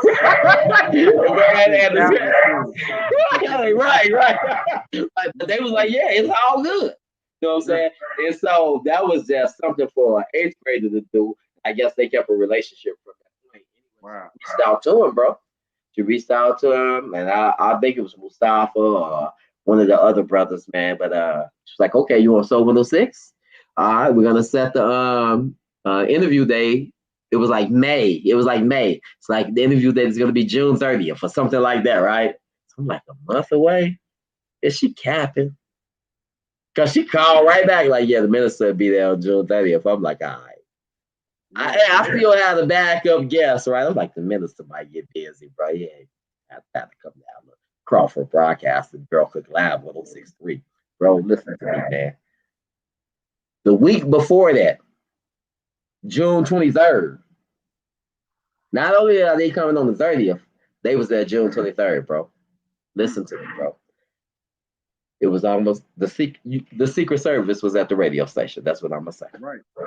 That's what I'm gonna say, bro. Listen, the radio station called me. Hey, yo, D.Cooke, can you please tell us why the Nation of Islam got the radio station surrounded? You know what I'm saying? I was like, oh, I got the interview with the minister next week. They like, well, you need to get, you need to get down here because they out here. You know what I'm saying, man? Hey, bro, hey, on point. They like, we need to do a walkthrough. They did their thing. They went through. They doing what they doing. I remember one time, just got to say they touched the alarm, right? They was like, did this work? I was like, yeah, don't hit that because it'll go off. It was like, that's exactly what we wanted to do. You know, I was like, yo, we want to make sure this work. You feel what I'm saying? Bro, the gas station next door, shut down. The parking lot across the street, shut down. Right. The 2 parking spots to the door to the radio station, shut down. They like, who parked right here? You know what I'm saying? I was like, such and such and such and such. It was like, have them remove their cars next Sunday. Like, design. You know what I'm saying? Like, we need these spots. Bro, when I tell you they came in 7 at a time, they brought 7 men that day. Next Sunday when we had the show, they had 7 men show up. About 30 minutes later, 7 more men showed up. And they told me at 8:40, the minister gonna be pulling up. What time you think he pulled up? 8 o'clock. Exactly 8:40 on the dot, bro. Exact time he said, bro. The exact, I said, this is unbelievable right here, bro. You know what I'm saying, man? When the 7 guys that was there, when the Escalade pulled in, they all surrounded it. And they escorted that king in. You couldn't touch him if you wanted to. And I wouldn't even recommend that. You know what I'm saying, right? Walk this side. They got him situated first inside our prep room. Right. And then I was able to go in. So it wasn't like I was sitting in there and he came to me like, I'm chief. That's all right. They like, no, we're going to get him situated. Then we're going to bring you to the room. Right. And when I walked in, bro, I promise you, all I could think of was the Malcolm X movie. Because when I walked in, he had his back turned. You know what I'm saying? Like the Honorable Elijah Muhammad. He had his back turned. Hey, bro, when I tell you a lump got in my throat and I shed a tear, he turned around, man. I just came to him and just hugged him. Like, come here, Dad. You know what I'm saying? Like, I love you. Hey, come here, man. Give me a hug. Save me, man. Right. Right. To his arms, bro. Because it was that real, man. And he was like, my brother. I can feel the love, my brother. I can feel the love. And I'm like, yes, sir. Yes, sir. And I'm like, so all right, so we're gonna have a great interview. You can look at the questions if you want to. He was like, no need to, my dear son. I don't have to look at the questions. I'm not making this up, bro. I'm not making it. He's like, I like it better when it just flow naturally. I'm like, well, of course, though. You know what I'm saying? I doubt if I'm gonna ask him some questions that he ain't never been asked before. You know what I'm saying? Right. This man defends the rights of Black people and speak for the upliftment of our communities on stages all around this nation, Mm. all around this nation. And the fact that he had time, man, to come on DC Darryl Cooke Live Radio. What's that? What's that? Darryl Cooke Live Radio Show Sunday 9 o'clock at night, and to tell me I'm doing a great job, and then to say I told him about my mom's situation, and oh, he gonna get me too, because he was like, I want to meet your mom too. You got to bring her up here. So you just reminded me right now, man. I have to get my mom up there to meet the minister because he told me to do that. But one of the dopest interviews, the dopest interview that I would ever do. We was talking on the show like, who could I interview that would outdo that? Right. It wouldn't even hit the same for me, like no disrespect, but even if the Pope came, the president, anybody, Yeah. I already had the minister on, bro. You know what I'm saying? Like, come on, man. You know what I'm saying? So that was an honor to do that, bro. And I appreciate you for asking me about that. Oh, much love, man. You already know I couldn't go this episode without mentioning, you know what I mean, the Honorable Minister Louis Farrakhan, man. He is just a kind of like, man, an angel. You know what I'm saying? He like an angel, man. You know what I mean? The wisdom that that man have and the way that he's able to just speak so calmly and make you feel so comfortable. You know what I mean? Just like, Yeah, man, he's a special, very special person in this earth. And we, you know, I'm glad that he's protected. You know what I mean? He deserved to be protected the way in the to the degree that he is. absolutely, King. Giving a lot of people opportunities, you know what I mean? And man, shout out to the Nation of Islam. We're gonna For salute them real quick, sure. you know what I mean? Man, this because it's love for everyone, you know what I mean? It's all love. Now you've had some incredible people on your show, you know what I mean? Mhm. Now, but tell me, what was it like your experience to be able to employ and work beside one of your relatives being your beautiful niece? Man, bro. So that right there, bro. So first and foremost, I haven't been prouder of the any other accomplishments that I've had on the radio. Um, outside of being able to bring this beautiful young lady right here, like into radio, like this is, as you stated, man. This is my niece, man. This is Right. my biological niece, man. I love her. You know what I'm saying? And she's everything to me. And that 10 years being incarcerated, being away, it took me away from the whole family. So we had to come home and learn each other again. She heard stories about her uncle and stuff like that. And now I'm on radio and I get to do the one thing that I wasn't able to do when I was incarcerated. That's to be there for my family. So not only is she outstanding, I'm not doing her a favor. She's talented, man. You know what I'm saying? DePaul student. Yeah. She loves, you know what I'm saying, being in the studio. She loves the microphone. And so it was my pleasure. I was honored, bro, to be able to have Keena Marie on and give her own segment. You know what I'm saying? Like, I felt so empowered, bro. Like, the Keena Marie Square Biz topic of the night is a big deal, bro, because I'm teaching her what it is that's going to take her to the next level in life. Not asking nobody else for nothing, excuse me, but being able to go out there and get your own business and put your own family into positions without having to beg somebody else.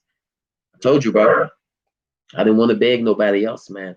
After I saw my mom have to go to that extent, I didn't want that to happen, man. And so to be able to put my niece on radio and to have her make all the connections that she made, like rocking with you, you know what I'm saying, bro?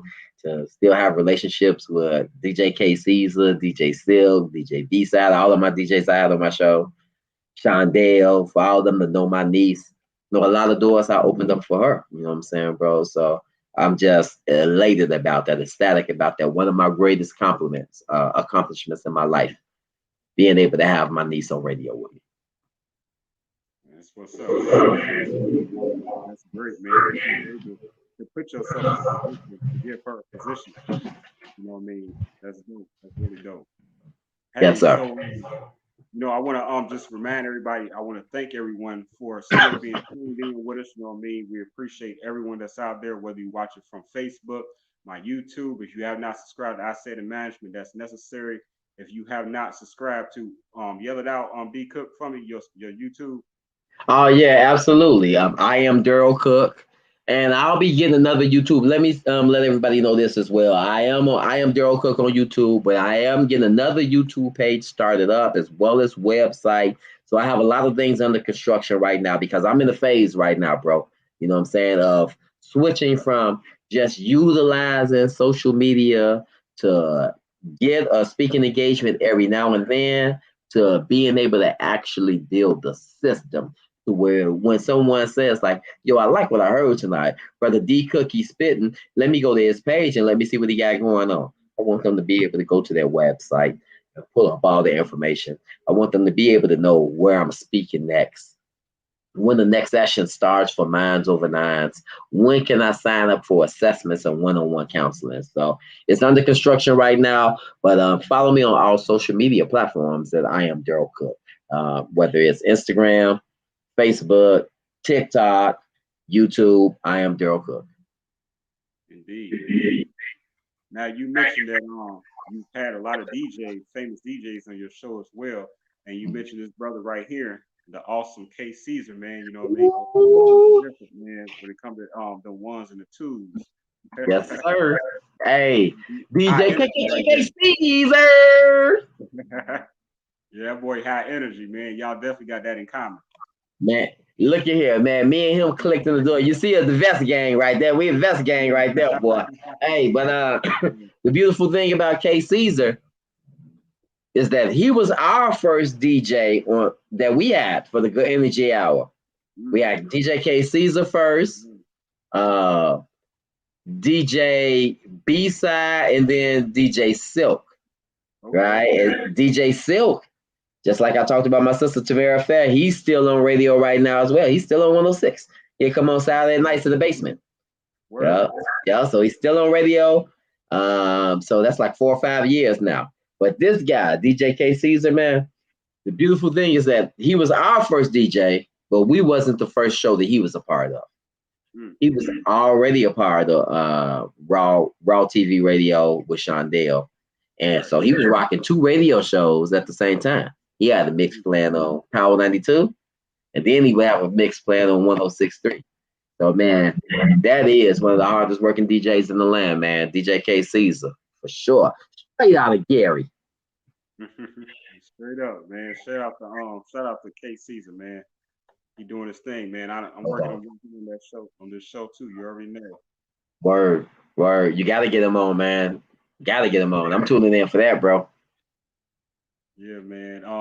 When I had the opportunity to be on your show, you know, Keena Marie, not only she was in the building, your niece, but also Aisha Lee was also in the building that day too. You know what I mean? That was the first time I met her, you know what I mean, a little bit. So tell me a little bit about, Aisha, saying your Dope. So Aisha is dope, bro. So first of all, let me start off by saying, man, I just got so much respect for the music field, man, and the music industry, the entertainment industry.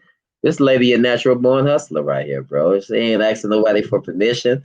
She gonna do her thing. She was actually a producer on my show. Was she the producer when you came on? Yeah. She was the Oh, that's dope, man. So the reason I asked that because I had a couple producers and all of them are excelling. Aisha is excelling. Hot Rod is excelling. He got the lip hit on Power 92. He used to be one of my producers as well, and they all got their own shows. But this sister, what's outstanding about her is that not only is she in radio, but she already utilized our platform to assist students and help them and youth just all over the nation. So she has a program. I want to say it's B or I Can Be. I hope I'll mess it up, right? But that's the magazine we're holding up right there, to where she was featured inside there. And yep. And so sisters inside there. So I just want to hold that with her, like, man, this is my girl right here. And we actually had a speaking engagement together. I believe we were at Leo High School.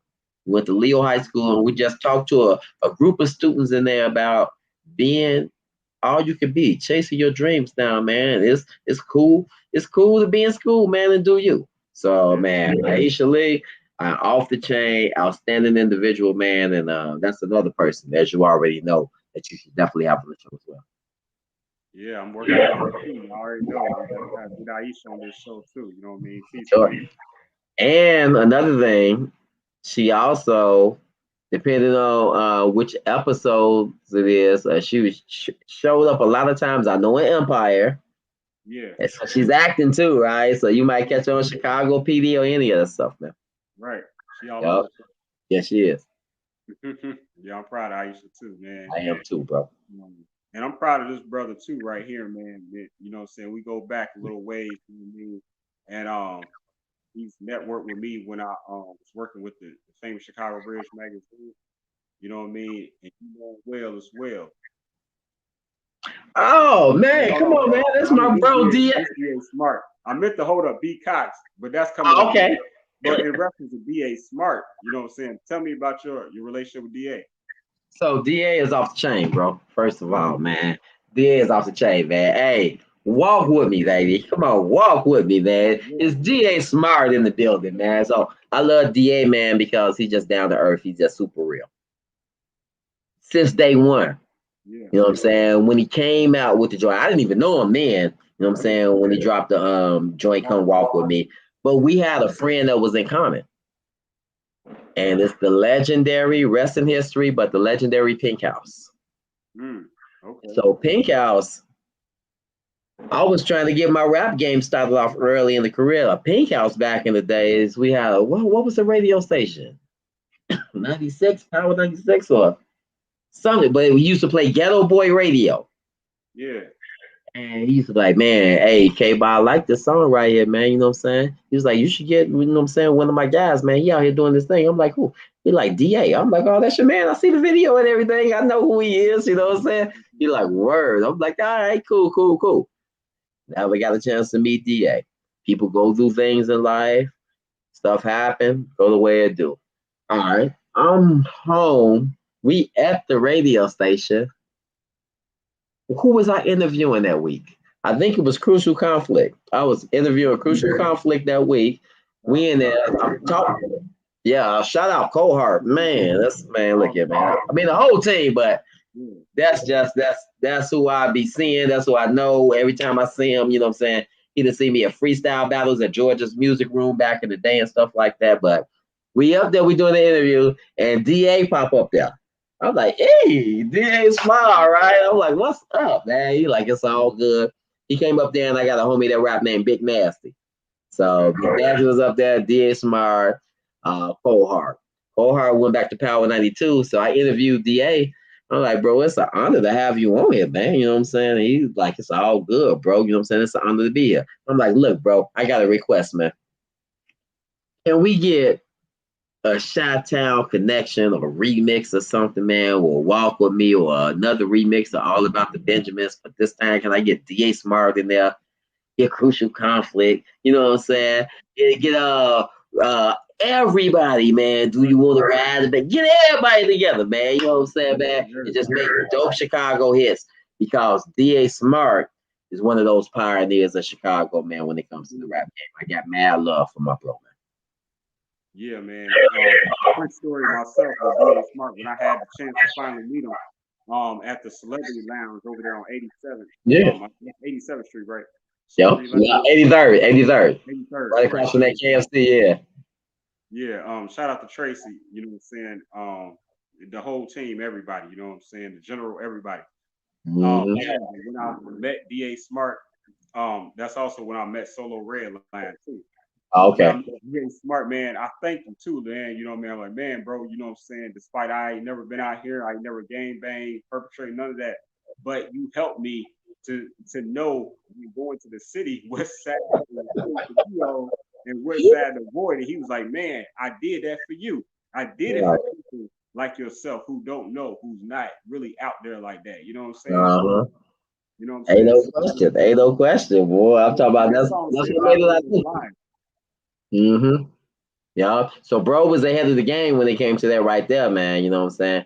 And and in that same video, he actually had the homie Big Rap inside the vessel with him. They was in the truck together, and you know, that's family now. You know what I'm saying? Big Rap, Doc Illa, you know what I'm saying? That's the whole fam. So shout out to the big homie DA Smart for sure, Yes, sir. Much love to you. Smart. Man, like I say, I'm sorry. Now, this was the person who I meant to. I pressed the wrong button, but I should Okay. my brother B Cox, man. You know what I'm saying? Be smooth. Peacocks in the building, the big homie, big baller, shot caller. Man, that's the big homie. Yes, sir. Salute to B Cox, man. You know what I mean? He doing a lot of powerful things himself. Um, Shoot, he's sponsored by Laffy Taffy. I ain't got nothing else to say. Like, Right. I'm trying to get down with the big homie.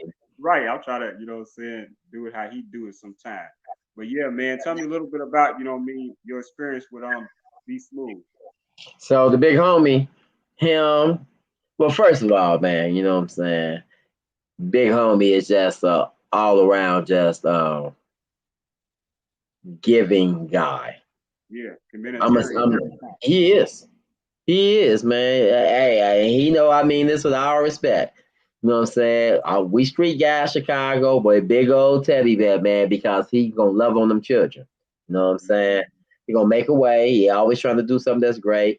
But I can't give him all the credit, man. I gotta get that to moms, man. He Oh just yeah, a product of moms, man. You know what I'm saying? Like, yeah, moms from the first day I had a chance to meet them, man, just all the way open, 100% down, man. Bro came in here talking about he was talking about being spotlighted on Windy City Live, right. Chicago's very own, and then his mom was like putting together a play as well, you know. So she was like, "Man, you know, you got the type of energy that I would like to have in this play. So when I get this together and everything, I'm definitely gonna reach out to you." Brother B, man, you know what I'm saying? Be smooth. Like every time he come through, he always coming through with something like that. His time that he utilizing on the microphone to talk is Yeah, gonna be about something he got going on. Like for instance, me and bro connected for a charity basketball event he had on the west side. right. Yup, yeah. Like Chicago Avenue and Central. You know what I'm saying? Went in there. Oh, you got it, man. Look at you. There it is, bro. That's it, man. Shout out Yeah. to Taylor, man. You Shout out real to good, Taylor, man. man. Shout out to the big homie Son Taylor, man. I was just talking about him a couple of days ago. The Fifi on the block. Things like this, man. Yeah, All these people that he got inside here, this was a basketball event that bro had put together. Guess what? All of these children that was in there, they wasn't out on the street trying to find something to get into on that particular day. They was in there having a good time, watch the basketball game, playing with other youth, and being entertained. You know what I'm saying? By the talent he had coming in, that came in, and even though that day has passed, you see, I'm still talking about it. right. So I'm still talking about it. I know that youth still got that planted inside their head. It was just planting seeds. We just plant seeds. You know what I'm saying? So that's who I would say bro is. A seed planter. Shout out to Brother B Cox, aka Be Smooth in the building, and moms, and to his beautiful wife as well. That's right, man. Shout out to his whole fam, straight up. Yo, And I know, I think one of his sons just had a birthday, so you know, happy birthday to his kid too. You know what I mean? word. You know, family. But Indeed. yeah, man, just incredible, just incredible. Matter of fact, this is a picture that I found of us when I Uh, ran into you. I think this was like a Twister concert or something like that. What you it was a Twister concert. Twister was there, Rakim. Yep, I Yeah, remember that, bro. I forgot yeah, about yeah. Sure was Rakim and Twister on the that. same stage that night. Yep. That was So lovely. that was lovely, bro. That was lovely. Yep, I Yeah, remember that, man. Yeah. Yeah, man. Yeah. Hey, no, see what I'm saying, man? All these seeds that was being planted, man, this was bound to happen right here, bro. Because yeah, I mean, we had no idea no we were gonna bump into each other that night, and here we are. You know what I'm saying? But we had already built that foundation at the radio station several nights. So hey, bro. I'm really glad, bro, that you reached out to me, man, and did this. I had the chance to like we discussed a lot today. Man, bro, love right back at you, man. And I hope that somebody heard something in here, bro, that would inspire them, like not only just to just live, but to thrive. right. Like, man, what am I complaining about, bro? Bro lost 10 years of his life and he still came home, became a radio personality. When he got his master's in social work. I'm not bragging. I'm just stating it down so my people can see. You know what I'm saying? He interviewed the minister. I Right. share I share stages with Eric Thomas, E.T. I've shared the stage, with other outstanding speakers. I share the stage with principals, and I've been able to bump hands, be a speaking engagements. Just Malik Yoba. Who else we have? Just touch a lot of people's hands, bro. And it's all because of the drive and the ambition and believing in myself that I can make it go happen. And here's the takeaway. I want everybody on here to know that I'm not the exception to the rule. It's not just me, bro. This is here for anybody that wants it, man. Anybody that wants it, man. Starting your own program, mine's over nines. If I can do that, you can do it yourself. Going back to school to get my degree, if I can do it, you can do it. Getting involved and giving back, philanthropy, giving to the community, and just being a faithful member of society, bro. And I couldn't be more proud of being able to have the gun violence prevention program and being a dedicated husband, an outstanding father, and just a faithful member to society, bro. Indeed, indeed. And I want to show this picture real quick. Oh, yeah. The recent event that you did. Can you tell them a bit about, the success of that? Yeah, for sure, bro. For sure, man. It's very often, very rare that I can go a whole hour and a half with but talking and not bring up New Era Chicago, bro. New Era Nation. So this is what you're looking at right now. Um, we feel as though it's our job to be unapologetically black and show our young brothers and sisters that it's okay, like, to be proud of like who you are and where you come from. So you see those like fists in the air, like proud, bro. Like, man, be proud to be a part of this organization. It's revolutionary. You feel what I'm saying, man? And what we was doing that day, this is called a hood to hood. And so our hood to hood programs, which take place on the weekend, on Saturdays preferably, what we do is connect with other people in the community, like Brother Shaw Slim, be out there all the time, going hard on the west side, doing what he do. We got a few more chefs, my brother Joseph Williams, brothers in the community just doing things. We connect with them, give food, fresh produce, toiletry, things of that nature, bro. And then we pick a community, man, that we're gonna go to. We go from hood to hood.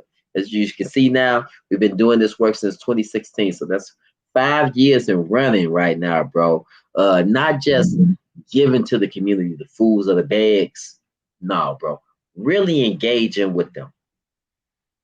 When a youth come down the street and hand them some literature, bro, and say, hello, ma'am, hello, sir, bro, you got to be able to see these looks on these grandmothers' faces that's holding a robe with one hand and smiling from ear to ear, saying, baby, y'all look so beautiful out here. She like, I ain't seen this since the 60s. You know what I'm saying? Just imagine, you know what I'm saying? We coming down the street and saying, you know what I'm saying? How y'all feel? And everybody, powerful. How y'all feel?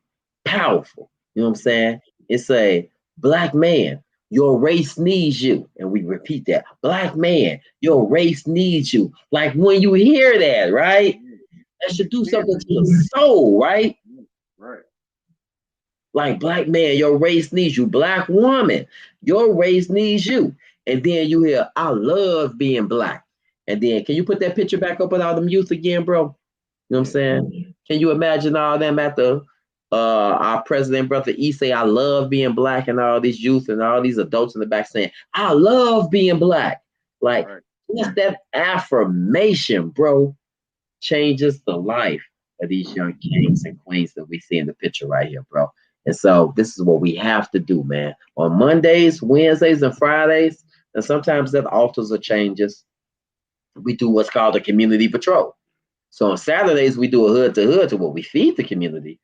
On Monday, Wednesdays, and Fridays, we do community patrols to where we're out in the community. This was grown black men, right? We're not saying we stopping bullets. We're not acting like we tough. That's not the message, bro. But the message is, however, man, bro, we just can't keep talking about the day that love materializes. We have to make it materialize, bro. We have to make it materialize. So to see 4, 5, 10, 15, 16 black men coming down the block, man, red, black, and green flags, you know what I'm saying? All black, but smiling and engaging with the community, bro. Man, there was this one girl sitting on the porch. We came down the block. I know that little girl mama told her not to hug strangers. I'm listening to her tell her to sit her butt down, right? Man, that little girl looked at us, bro, and you couldn't tell her she didn't see superheroes. We call her name, like Black Queen, you are beautiful. And everybody else said, Black Queen, you are beautiful. She got red jaws. She just sitting there just the cheesing, and she just ran to us, bro, and just hugged us. Her mom was like, get back over here, baby. Don't run out in that street. We like, it's okay, man. She like, no, but you know what I'm saying? We like, we absolutely do know what you're saying. But man, she gave us the tightest hug. She knew the difference between danger and love on that day, bro. On that day, she knew those 10 men that came down the middle of that street wasn't there to hurt her. And she hugged us, bro. You know what I'm saying? And her mama had to come out there and hug us, man. And then we was leaving, and she just stood in the middle of the street, bro. She was just like, the father we got. The father we got. She was just like you could turn around and you could still see her. Wow. That's the importance of doing what we do. Some people may come back that don't understand and be like, man, can I ask y'all a question, man? What the hell is y'all marching for? You know what I'm saying? Right. And my response is, bro, we not marching. Because to march is to be reactionary. We not reactionary, bro. We proactive. Meaning that we're not marching anywhere. We're demonstrating. We're not marching. We're demonstrating what Black love look like in public. That's all. In that order. We'll make it more complex than that, King. We demonstrating what Black love look like in public. And you know it when you see it, right? Now, one more thing I just want to add on to it. No doubt, bro. One more thing I just want to add on to it. And I have to say this, bro. I'd be remiss if I didn't. I don't want to take it down. You know what I'm saying? This road just turned it all the way here. But I got to talk directly to my brothers and sisters, man. You know what I'm saying?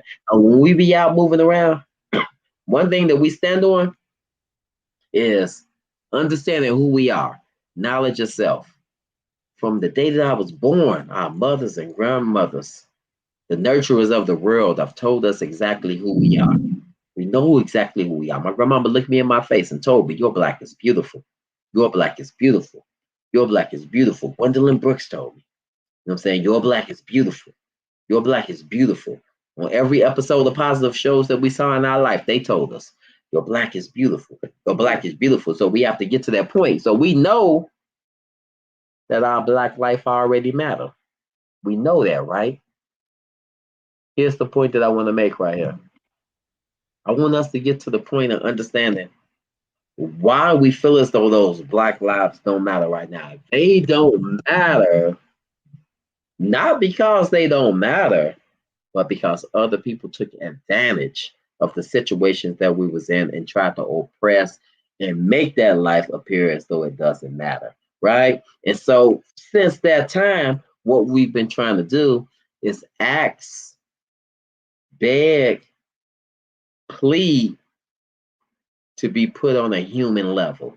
I just want, we're please, Black lives matter too. You know what I'm saying? Like, but here's my thing. The person who is oppressing you already know that your life matter. Listen to me. They already know that your life matter. We understand what we was brought here for. Textile work in the north, you know what I'm saying? Agricultural work in the south. You know what I'm saying? We get it. We understand. So we know that our life matter. You know what ain't mattered though? Ain't never mattered in this country. And the biggest reason that we still like an underclass, Black power ain't never mattered. Bro. See, Black lives gonna matter when Black power matter. You know what I'm saying? Not Black power is equivalent to what you hear when you hear white power. No, I mean real Black power, like knowledge of yourself and not having to ask the person who oppressed you to make you equal. We don't need nobody's permission, bro. You know what I'm saying? We gonna have to do that.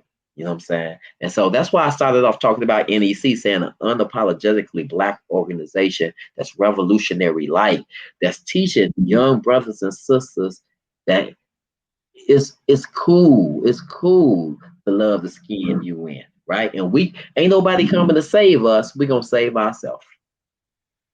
Mm. Gotta save ourselves. We in our body alone by ourselves, so you know what I mean. Gotta look Come out on, for self. come on, Ken. Come on, man. All about that unity, man. Yeah. So that's NEC, man. I have to say this to anybody that's listening. You know what I'm saying? That like what they heard, like, man, these brothers out here, man, 3 or 4 nights a week, man, doing community patrols. They out here feeding the community with their hood to hood program, ride program in the winter. It may be some people in here that want to look to get involved. And I want to say to you, like, we meet 12 to 16 times a month, but you don't have to. We understand that a lot of people got different things going on in life, but we also understand, saying, and then we hear brothers say, like, man, we're proud of y'all, man. Keep doing what you're doing. Hey, when you get real out here, call me. When they get real out here, call me. And we looking at each other like, it's already real, bro. You know what I'm saying? Like, we need you right now, for sure, for sure, for sure. Everybody may not be able to deliver that amount of time. But if a brother could, maybe he could do one Saturday a month. Maybe a brother can do one Monday, Wednesday, or Friday a month. It ain't, hey, D, I'm gonna come out every other Wednesday, bro. That's all I can give right now. Cool, let's do it, bro. You know what I'm saying? Just that little bit like that, man. So I just want to offer that to somebody. If it crosses your mind and you listening and you think like, man, I was always thinking about coming out there, inbox me. Hit me up at iamdarrylcook@gmail.com or inbox me on Facebook, Instagram, TikTok. Let me know, bro. And I make sure you have, you know what I'm saying, longitude and latitude for our next meet, man, and we can go out there and make it happen. Yes, sir. Yes, sir. I love it. I love it, man. And man, special salute to everything you just been out here doing, man. Your perseverance is untraceable. Straight up, man, unparalleled. Man, you know what I mean? You just you're really special, man. I just really enjoyed, you know what I mean, and appreciated and respected your story and how you got to the point that you are now, you know what I mean, and just the legacy that you are building, man. You are definitely on a serious mission. You know what I mean? I love the new era shot. I love nines over nines. Everything you've been doing, I really appreciate it. You know what I mean? While you were on the radio, you inspired a lot of people, brought us a lot of great interviews as well. And man, you know what I mean? Just want to continue to wish you the best toward all your future and present endeavors, man. You know what I mean? Everything you're working on, King. And in closing, I would like to ask, because I know you're a family man, you spoke you know what I mean, passionately about that earlier when it comes to your mother. But talk about, your beautiful family real quick if you don't mind. Oh, no doubt, man. Hey, bro. Hey, you pulling on some strings. You tugging on real heartstrings right now, bro. You're talking about this, you inside of me right now. This is my I know, whole I life. know. So, bro, um, so this lady, I got to start off with the queen, man, on the right hand side in the back, man. So as a young king, man, you heard my story, bro, about going through so much trauma and so much heartbreak and stuff like that, bro. You know what I'm saying? And you never know like what it's for. You never know like what it's for when you're going through it. You just like, I'm going through something, it hurt and it's painful. But as you're going through it, you don't realize or recognize that the love of your life is somewhere on this planet, perhaps going through that same pain and hurt and looking for you. So in order for you to be prepared for her, you got to start repairing yourself right now. And I'm just so thankful to the creator that he gave me the gifts of understanding and put me in a position to where I went through some stuff first in my life before he sent me this queen right here. Because he sent her to me like 10 years prior, I wouldn't even have recognized her, bro. Right. You know what I'm saying? So she stabilized this house, you know what I'm saying, to keep us together, and she make me look good, you know what I'm saying? in front of Sharina, baby girl down there, you know what I'm saying, which is not her biological daughter, but she treat her just like that. Mm. Treat her just like that, bro. You know what I'm saying? And our son, Trayvon's in the chat, that's not my biological son, but I treat him like that. We a blended family. Mm. And this is our grandson, Cam, right there in front. That was actually on his graduation day. We was in Cal City. So we graduated from Burr Oak that day. So, yeah, Trayvon was with us. And Trayvon, our son, a lot of people don't know that backstory of me. You know, I said it before, like, they may see me running up on the video. They Right. may have heard me on radio, man, when I was on there for like 5 or 6 years. You may see me at a speaking engagement, whatever, bro. But I don't know how many people like know that. Like when I go home, I have a son at home that is living with epilepsy, cerebral palsy, and Lennox-Gastaut. He is bed stricken and has to be fed. It used to be 5 times a day. Now it's 4 times a day. And me and Michelle absolutely cannot, without a shadow of a doubt, make any impromptu plans. Like, our 4th year anniversary is coming up July 7th. I just can't do nothing impromptu. I just can't go to the Cyprus if I want to because we need a babysitter. You know what I'm saying? And once you get over 21 years in Illinois, you phase out of speed. And so you don't get the nursing system and stuff like that anymore. So, in a lot of ways, me and Michelle was able to connect with each other because her house was kind of like that was her like enclosed space. She stayed within there and I stayed within my cell. You know what I'm saying? You get it, bro? It's like, and it feel like that sometimes in the house to where you're raising a child that has epilepsy and the world don't understand. They call you to go places, even family members, you know what I'm saying? And they don't mean nothing by it. It's just like, man, we just can't get up and go like that. We may need the party to come to us sometimes. Right. You know what I'm saying, bro? You know what I'm saying? So I've had to learn a lot and I had to become selfless because at first it was all about me and my pain, being locked up for 10 years. And somebody please see what I've been through and give me a pat on the back and tell me it's going to be okay. But here's a young man who was born what we would call normal. And then at 2 years old, just started having head drops. Mm. And has had to live with epilepsy, and a woman who was prepared to go to school for medical actually had to turn her whole life into the medical care of her own son.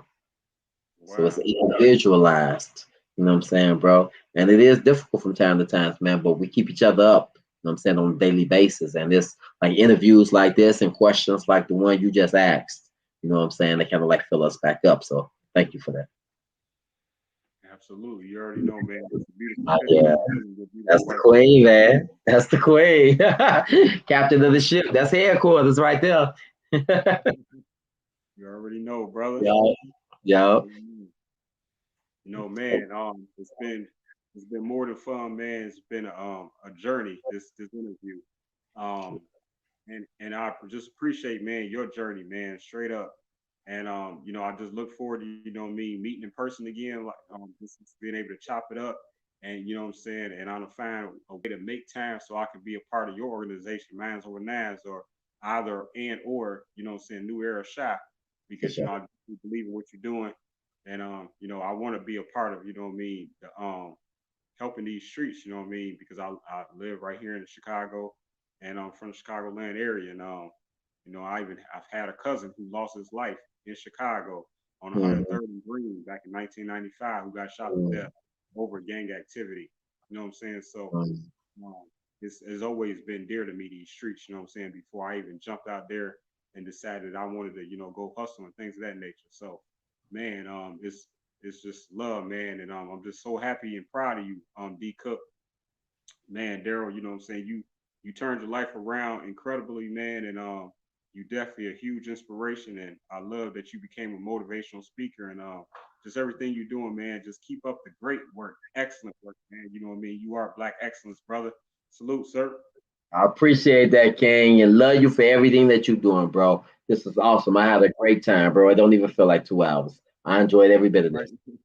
Hey, it dope, man. It was like 39 minutes when I had looked up, and it felt like it was only 10 minutes. You know what I'm saying? I Right. said, "Man, 39 minutes? Like, dang, that went quick." Yep. Yep.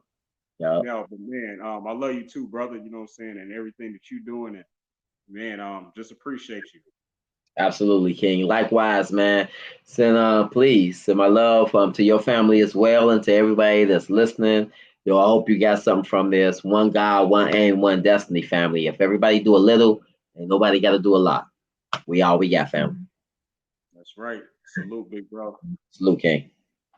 Peace. Much Peace. love. Yes, sir, man. Thank you again for everybody that tuned in with us live, man, with, you know what I'm saying, CEO Darryl Cook, man, you know what I mean, keynote national motivational speaker, man, master social worker, man. We can say that again. That's what's master. So let me go to let me see if I can pull another tear out you. Hold on. Real quick, you No, might get me too. no, I'm on board stuff right now. You know what I'm saying? Because hey, I'm be real, D.Cooke. You know what I'm saying? Me personally, you know what I mean, as men, you know what I mean, we go out our way to not, in the past and growing up to, especially being from Chicago, you know what I'm saying, anything looking halfway sensitive appears to be soft. You know what I mean? Just being a person that cares about people can come off in Chicago sometimes, you know what I mean, the areas that we from is being soft. Yeah. So, but most recently when I had the opportunity of being honored by Miss Sister Africa and great Malik Yusuf, you know what I mean? Mhm. You know what I'm saying? I got choked up, man. You know, you gonna see it when I release the video. You know what I Okay. mean? But man, you know what I mean? And I was reminded when you know what I mean, when I was up on stage crying, that you know what I mean, a lot of people came up to me and reminded that, you know what I mean, is okay, and that you know what I mean, we need to see these tears because you know what I mean, you need to see other sides of the black man, just like we get to see different shades of the black woman, black queen. We have to see different because there's many shades of the black king as well. You know what I mean? We've been through a lot as well, you know what I mean? And we hold a lot in to hold down the family and to hold down the ones that we love. And we put our feelings and our things aside sometimes. And, you know what I mean? Sometimes it just come out, man. And, you know what I mean? That's just what it is. And it's okay to all the gentlemen that's watching, all the fellow kings. You know what I mean? You can shed a tear sometime. You know what I mean? It's okay. That doesn't make you less of a man. It only make you even a stronger man. You know what I mean? To be able to express your emotions and to, you know what I'm saying, still be able to compose yourself to get it done, the things that we need to do out here, you know what I mean? And just out here like yourself making a huge change in the community. And so, man, just salute D.Cooke. Yes, sir, King. You got it, brother. Much love. Love. You already know. If anybody asks, I said it. All right. Yes, Peace to sir. you, big bro. I'll see you soon, though. Peace, King. Peace, King. Love. Man, again, thank you for everyone that tuned in with us live, that's still here and rocking with us. I really appreciate you. I really appreciate, man, the special guest today, man. Um, I can't say enough about Darryl Cook, you know what I'm saying, philanthropist, former radio personality, like I say, master social worker. He's actually the founder of Minds Over Nines as well. So definitely want to follow Darryl Cook, man, live. I am Darryl Cook. And man, just you know what I'm saying, follow his YouTube and everything like that.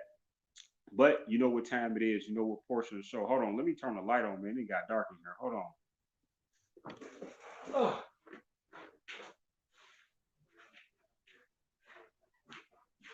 Yeah. So, like I said, you know what time it is, you know what portion of the show it is. I gotta show love to all my sponsors, man. You know what I mean? The people that's holding me down, along with my media partners. And I'm gonna start just like this with Urban Grind TV, man, because they there every day, just continue to help me to share these interviews that you all see. So shout out to Wally, you know what I mean, the executive producer of UrbanGrindTV.com.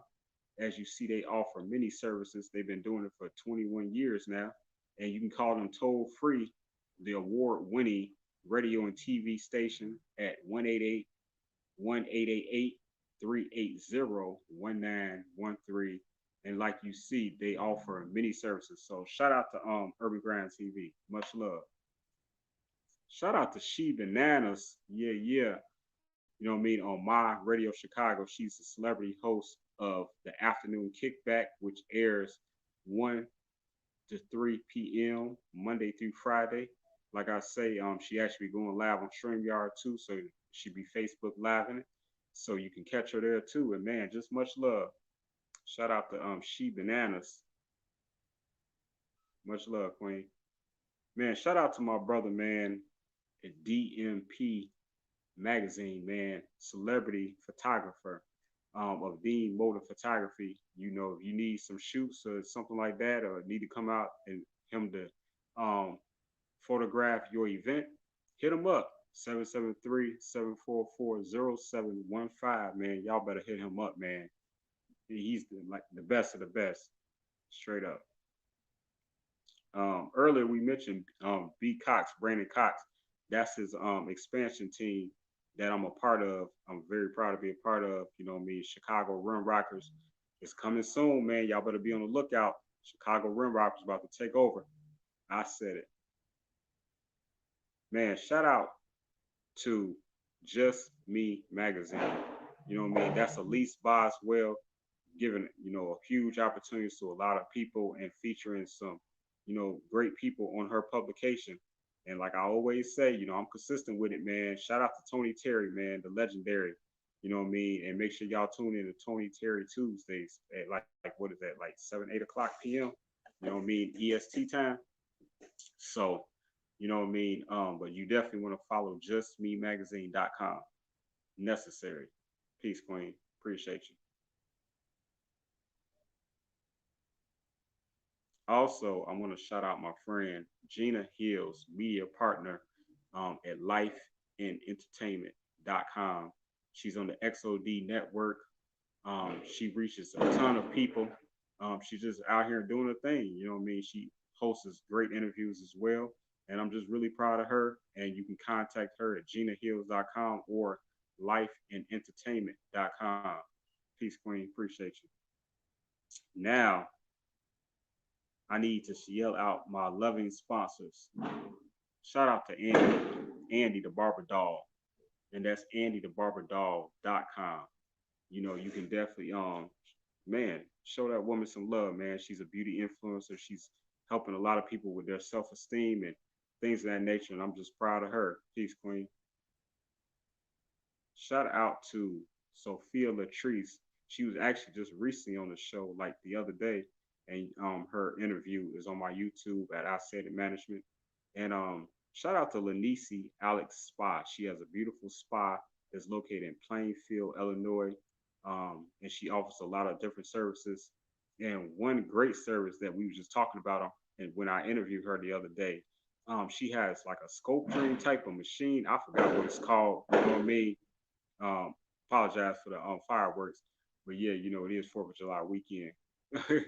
But yeah, so she has a beautiful spa. Like I say, she offers a lot of services, and she has like the sculpture machine for men. It can like give you muscles, and for women, it can give you a bigger butt and stuff like that. And you know what I mean, trim some fat away and have some fat or overweightness, any of that stuff. Like she's good at what she do. Let's just put it like that. So I'm gonna stop there. Much love. You know what I'm saying? Follow LanisiAlexSpa.com. Peace, Queen.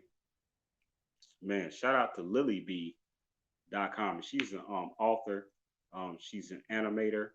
She's goes live at 5 p.m. on Facebook with motivational speaking for about 20 minutes, so you can tune in to her too. So LilyB.com. She's really awesome. She's even have her own clothing line as well to mention. And so I'm just really proud of Lily B, aka Linda Gregory. And she has a tremendous story herself, and she's also been on the show. So make sure y'all go to YouTube. Y'all can see all of my past interviews. Peace, Queen. Appreciate you. Yeah, yeah. And actually we have a monthly sponsor, and that's WTG. You know what I'm saying? Entertainment. We the Guys Entertainment. We the Gang. Greasy Gang presents Slide Poetry Slam. You know what I mean? And actually, we're going to talk a lot about this actually tomorrow, because tomorrow I'm going to be interviewing, dun, dun, dun, I don't know, what's his name? the one and only, you know his name, Fioski, the one and only man. You know what I mean? He's a it's gonna be an artist spotlight interview. Actually, I haven't done one of those in a while, but he's an upcoming artist, man. He's an artist, a rapper, songwriter, and he actually, like I just said, he signed the We the Guys Gang Entertainment. You know what I'm saying? WTG. You know what I'm saying? Shout out to Miata Johnson, Mayata. So that's his management. So if you all need to contact him booking, you know what I mean? Tune in tomorrow and give y'all all the information. We're gonna get the backstory on little bro and how he got started and everything that he doing. But you already know I can't forget about my other sponsor though, StreetScienceRadio.com. That's my boy Phil Cantone, you know what I mean? Radio host, CEO, and man, the brother powerful, man. He's brilliant dude. I've had the pleasure of knowing him. He's one of my day ones. And man, he been just doing his thing for a minute. He been in radio for like I think like 15 years, something like that, or more. Um, maybe 20 now. You know what I'm saying? He doing his thing. But yeah, he got his own station, StreetScienceRadio.com. Holla my boy, Phil Cantone. Peace, brother. Peace, King. Man, much love to everybody that's on the backdrop that you can't see all the logos, during the show, but you can see half of them. So that's why I always make sure I show the picture of the flyer. You know what I mean? Because man, I just really appreciate everybody that's on here. They got my back during the show, every show. Man, you know what I mean? So much love. That's love right there, right there. That's love. That's what love look like. That's networking right there. You know what I'm saying? That's unity right there. That's black love right there. All right. Shout out to my brand ambassador all the way in the Netherlands, over there in Western Europe, holding it down. LJ Wicks, the legendary, the iconic, the first female Dutch MC, female MC, the first female Asian MC in hip hop. What? The first lady of ultramagnetic MCs out of the Bronx. Stop playing. Man, y'all better show love to my friend LJ Wicks. Only because she on the other side of the road don't mean y'all can't show love to her, man. You know what I mean? She been doing her thing and she been rapping since 1982. That's amazing, man. I get chills every time I say that, man. You know what I mean? Because I get to talk to this woman, you know what I mean, often, and I'm grateful for her and her drive and everything that she does. She's just really awesome, and that's why she's my brand ambassador. And that's why I represented her and she represented me. Because it's all love, one love, man. Hopefully I'm not forgetting nobody, man. And when it comes to sports, man, y'all know I love sports and I especially love basketball. You know what I mean? No, I'm not gonna make it to the NBA. I think I done got a little too old. But yeah, they going in right now with the fireworks in Chicago. You know what I'm saying? But anyway, um, yeah, I lost my train of thought. It was too much vibration right there. But yeah, just much love to everyone. Thank you for tuning in. And this is sports. Y'all know I love my sports and basketball. Y'all seen the Phoenix Suns is going to the NBA final led by Chris Paul, the legendary Chris Paul, aka CP3 man. You know what I mean? That's what inspired this poster right here. You know what I mean? This was sponsored by I Said Graphic Designs. You know what I mean? I was doing a little doodling. And man, I had to put something together for the Phoenix Suns. I'm a Chicago Bulls fan all day. Y'all see it. But man, I show love and give credit where it's due. And that boy Chris Paul went for 41 points the other night in Game 6. Y'all see it? Man, they overcame the Clippers. Man, the Clippers they put up a hell of a fight. Man, I'm a fan of Paul George. Man, I love Paul George game. You know what I mean? And I appreciate the fact that, and I want other people to appreciate the fact that man had some serious injuries. He recently had a serious shoulder injury, but he overcame that compound fracture with his ankle, his leg, his lower leg, back in the FIBA games, you know what I mean, back in the day. And so when, he has good games, some consider bad games, we need to be open that, you know what I mean, sometimes his body just probably ain't right, you know what I'm saying, after having a huge compound fracture on your you know what I mean, on what you have to stand on, being your leg, your feet, you know what I'm saying? Who knows how much pain or whatever he goes through. So, But nevertheless, they lost. They put up 2 games, you know what I'm saying? That's what's up. But Phoenix Suns all about Chris Paul, CP3, and Devin Booker, man. You know what I mean? The boy who put up 70 points before in a game. Man, they played awesome, man. Shout out to the Phoenix Suns for making the NBA Finals. So we're gonna find out soon. Is gonna are they gonna be playing the Bucks or the Hawks? Who y'all think? Let me know. But man, we gonna just end it like this, like every time. Just again, reminding everybody, thank you for tuning in today. Much love, and thank you so much to our guest, Mr. Darryl Cook, M.S.W. Darryl Cook. You know what I'm saying? Got to say it right if you're gonna say it, or don't say it at all. And you already know if anybody asks, I said it. Blessings. I'll catch y'all next time. Like next time being tomorrow night next time because I'm gonna be live with Vioski. Yeah, in that order. But you already know I'll holler at y'all. Be safe, man. Enjoy the weekend. Happy 4th of July weekend. Please be safe. Be safe for those fireworks. Don't be careless with these firearms, with guns and stuff like that. Make sure watch the kids. Make sure they not what I'm saying, playing with your firearm. You know what I mean. During this time, you might get a little tipsy, might be leaving it around, whatever the case may be. There's a lot going on. Busy weekend. You know what I'm saying. A lot of activity. But I want you all to be safe. Blessings to everyone. Much love. And like I say, I can't say it enough. If anybody asks, if anybody asks, like anybody, I said it. Blessings. Love.